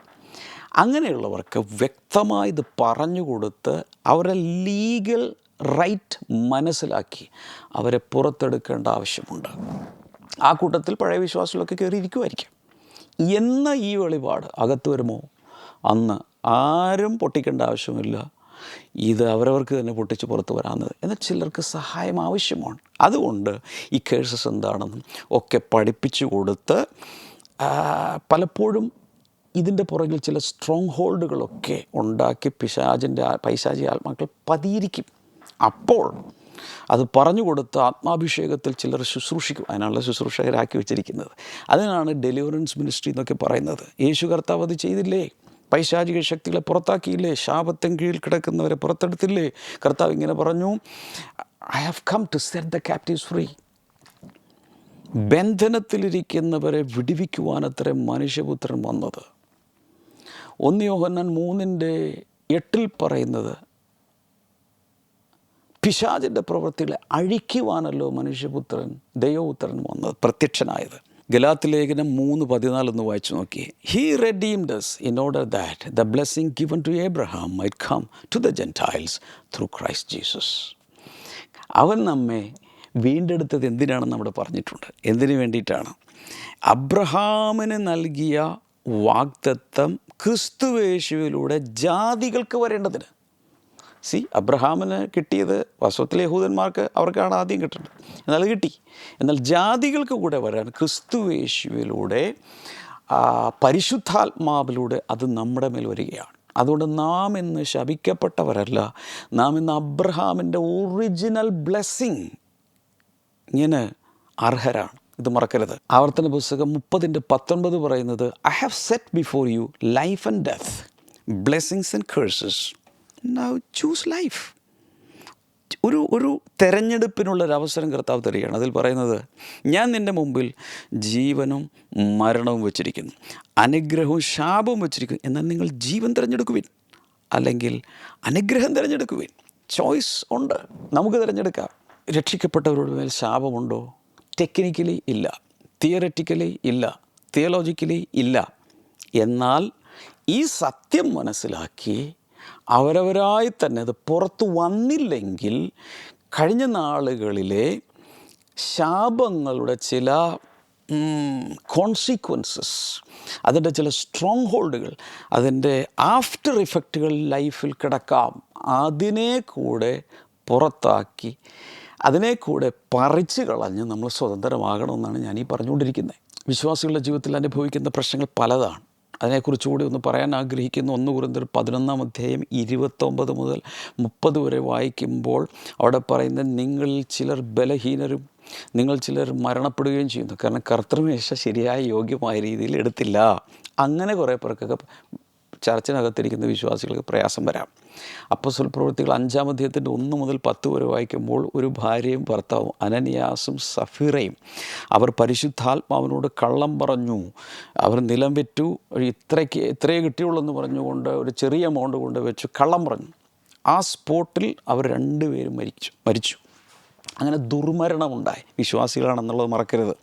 യാക്കോബിൻ്റെ ലേഖനം 5-ാം അധ്യായം 14 മുതൽ 16 വരെ വായിക്കുന്ന സമയത്ത്, നിങ്ങളിൽ ആരെങ്കിലുമൊക്കെ രോഗികളായി കഴിഞ്ഞാൽ മൂപ്പനെ വിളിച്ച് അവിടെ പാപങ്ങൾ ഏറ്റുപറഞ്ഞ് അപ്പോൾ അൺകൺഫസ്ഡ് സിൻസ് ചിലപ്പോൾ ചില പ്രശ്നങ്ങൾക്ക് കാരണമാകാം എന്നാണ് ഞാനീ പറയുന്നത്. ചുരുക്കി പറഞ്ഞാൽ ശാപത്തിൻ്റെ എല്ലാവിധ ലീഗൽ ക്ലെയിമും അഥവാ ന്യായമായ ചില വാദങ്ങളൊക്കെ ക്രൂശിൽ വെച്ച് പൂർണ്ണമായും തീർന്നു. എന്നാൽ ഹാബിറ്റ്സ്, നമ്മൾ പണ്ട് മുതലേ ശീലിച്ച ചില ശീലങ്ങൾ, അഡിക്ഷൻസ്, ഓപ്രഷൻസ്, ജനറേഷണൽ പാറ്റേൺസ്, ഇതെല്ലാം കണ്ടിന്യൂ ചെയ്യാം. അതിനു വേണ്ടിയാണ് ഡെലിവറൻസ് മിനിസ്ട്രിയും അല്ലെങ്കിൽ ഇതുപോലുള്ള കേഴ്സ് ബ്രേക്കിംഗ് സർവീസസൊക്കെ നടത്തി ജനങ്ങളെ ശുശ്രൂഷിച്ച് സ്വതന്ത്രരാക്കേണ്ടി വരുന്നത്. അത് തെറ്റല്ല എന്നാണ് ഞാൻ വിശ്വസിക്കുന്നത്. എന്തുകൊണ്ട്? അനേക വർഷങ്ങളിലെ ശുശ്രൂഷയിലെ അനുഭവം കൊണ്ട് ജനങ്ങളുടെ വിടുതൽ, അവരുടെ ലൈഫിലെ മാറ്റങ്ങൾ, ഇത് നടന്നില്ലെങ്കിൽ ഇതിൻ്റെ ബോധ്യം, നല്ല ടീച്ചിങ് കൊടുക്കുകയും ഇതിൽ നിന്ന് പുറത്തെടുക്കുകയും ചെയ്യണം. അതൊരു വലിയ സ്പിരിച്വൽ മിനിസ്ട്രിയാണ്. ഇവിടെ നമ്മൾ മനസ്സിലാക്കേണ്ട വളരെ പ്രധാനപ്പെട്ട ഒന്നാണ് പൊസിഷണൽ ആൻഡ് പ്രാക്ടിക്കൽ. 2 രീതിയിലുള്ള, അതായത് സ്ഥാനപരമായി നമുക്ക് ചിലത് അവകാശപ്പെട്ടതാണ്, എന്നാൽ പ്രായോഗിക ജീവിതത്തിൽ അത് കൊണ്ടുവരണമെങ്കിൽ ചില എഫേർട്ടുകൾ എടുക്കണം. ഉദാഹരണത്തിന് പൊസിഷണൽ ഹോളിനെസ് എന്ന് പറയുന്ന ഒന്നുണ്ട്.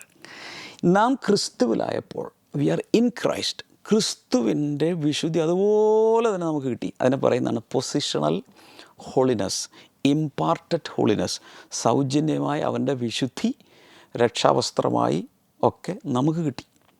അതുകൊണ്ട് നാം ഇനി പാപികളല്ല, നമ്മളിനി സിന്നേഴ്സ് എന്ന് വിളിക്കരുത്, സെയിൻസ് എന്നാണ്. അതുകൊണ്ടാണ് ലേഖനങ്ങളിലൊക്കെ ഇന്ന സഭയിലെ വിശുദ്ധന്മാർക്ക് എഴുതുന്നത് സെയിൻസ് എന്നാണ് അവിടെ ഉപയോഗിച്ചിരിക്കുന്നത്.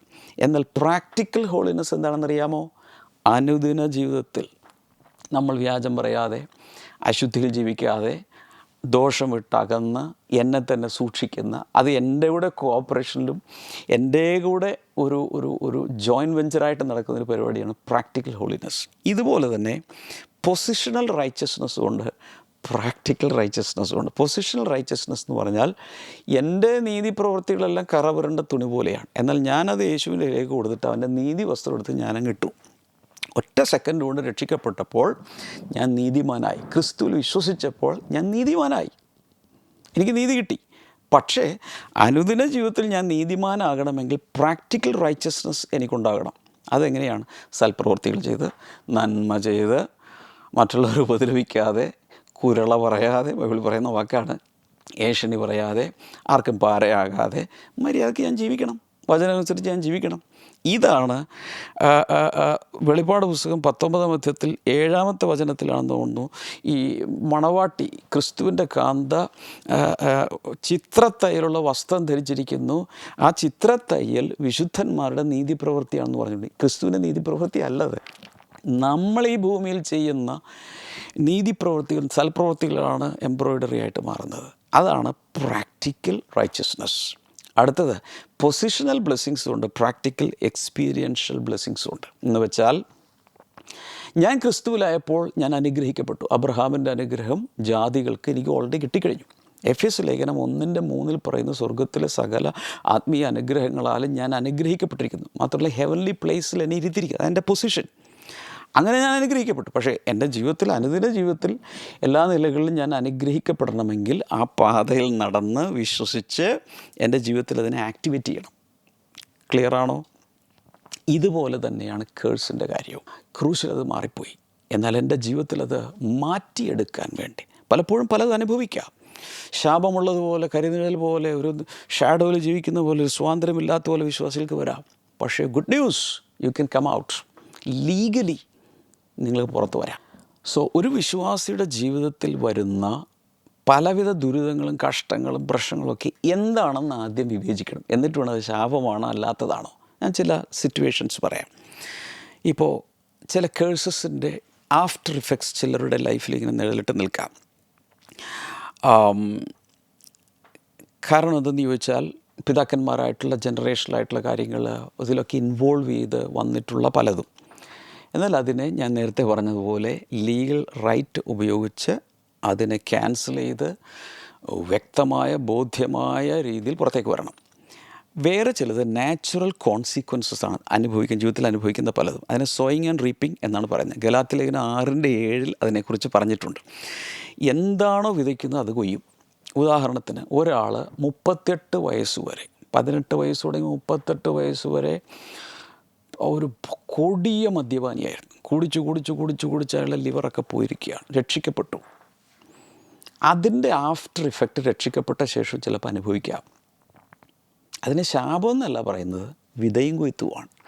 വിതച്ചത് അനുഭവിക്കുക. ജഡത്തിൽ വിതച്ചത് ജഡത്തിൽ നിന്ന് നാശം കൊയ്തുകൊണ്ടിരിക്കുകയാണ്.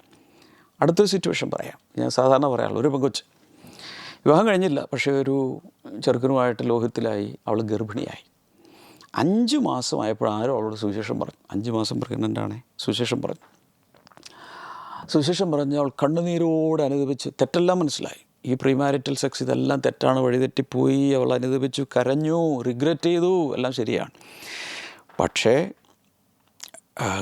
ഈ പ്രഗ്നൻസി പൂർത്തിയാകുമ്പോൾ കൊച്ചു പുറത്ത് വരും. അതതിൻ്റെ കോൺസിക്വൻസാണ്, വിതയും കൊയ്ത്തും. അത് ശാപമല്ല, പക്ഷേ ലൈഫ് ലോങ് അത് കൂടെ ഉണ്ടാവും. ഇതുപോലുള്ള സിറ്റുവേഷൻസ് പല വിശ്വാസികളുടെ ജീവിതത്തിൽ കിടന്ന് കറങ്ങാം. എല്ലാം കൂടി കൂട്ടിക്കുഴക്കരുത്, വിവേചിച്ച് മനസ്സിലാക്കണം. അടുത്തൊന്നാണ് demonic operations, open doors to Satan. പൈശാചികമായ പ്രവൃത്തികളാൽ ഉള്ള പ്രശ്നങ്ങൾ. എഫെസ്യ ലേഖനം 4:27. Don't give place to the devil. പിശാചിന് ഇടം കൊടുക്കരുത് എന്ന് എഴുതിയിട്ടുണ്ട്. അപ്പോൾ ഇടം കൊടുക്കുന്ന അനുഭവങ്ങൾ ഉണ്ടാക്കാം വിശ്വാസികൾ. അത് മുഖാന്തരം പിശാച് കയറി വന്ന് പലതും ചെയ്യും. അപ്പോൾ വിശ്വാസികൾക്ക് പിശാചുണ്ടാകുമോ? ലീഗലി ഇല്ല, പക്ഷേ പലപ്പോഴും ഡോറ് തുറന്നിട്ട് കള്ളം വരില്ലേ? അതുപോലെ അടുത്ത ഒന്നാണ് ഡിവൈൻ ഡിസിപ്ലിൻ. ദൈവത്തിൽ നിന്ന് ചില ശിക്ഷണങ്ങൾ വരും. ശിക്ഷയല്ല, പെനാൽറ്റി അല്ല, പണിഷ്മെൻ്റ് അല്ല, ഇത് ഡിസിപ്ലിനാണ്. എബ്രായ ലേഖനം 12:6 വായിച്ചു നോക്കുക. കർത്താവ് സ്നേഹിക്കുന്നു എങ്കിൽ അവൻ നമ്മെ ശിക്ഷണം ചെയ്യും. അപ്പോൾ ചില കറക്റ്റീവ് മെഷേഴ്സ് കർത്താവ് എടുക്കും. ചിലപ്പോൾ വേദനാജനകമായ കാര്യങ്ങളിലൂടെ. ഇത് ശാപമല്ല, അത് പിതാവ് സ്നേഹിച്ച് നൽകുന്ന ചില ചാസ്റ്റൈസ്മെൻ്റാണ്, അല്ലെങ്കിൽ ഡിസിപ്ലിനറി ആക്ഷൻസ് മാത്രമാണ്. അപ്പോൾ അതുകൊണ്ട് നിങ്ങളുടെ ജീവിതത്തിൽ ഇന്ന് അനുഭവിക്കുന്ന ദുരിതങ്ങൾ എല്ലാം ശാപമല്ല എന്നാണ് ഞാനീ പറയുന്നത്.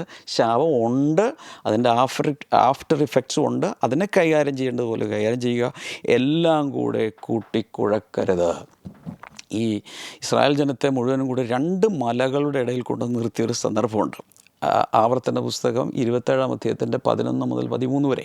അവിടെ ഏബാൽ പർവ്വതത്തിൻ്റെയും ഗെരിസിം പർവ്വതത്തിൻ്റെയും താഴെ 2 വശങ്ങളിലായി ജനങ്ങളെ കൂട്ടി നിർത്തിയിട്ട് ഒരു കൂട്ടർ മുഴുവൻ അനുഗ്രഹത്തിൻ്റെ പ്രഖ്യാപനങ്ങളും മറ്റേ കൂട്ടർ ശാപത്തിൻ്റെ പ്രഖ്യാപനങ്ങളും ചെയ്തു.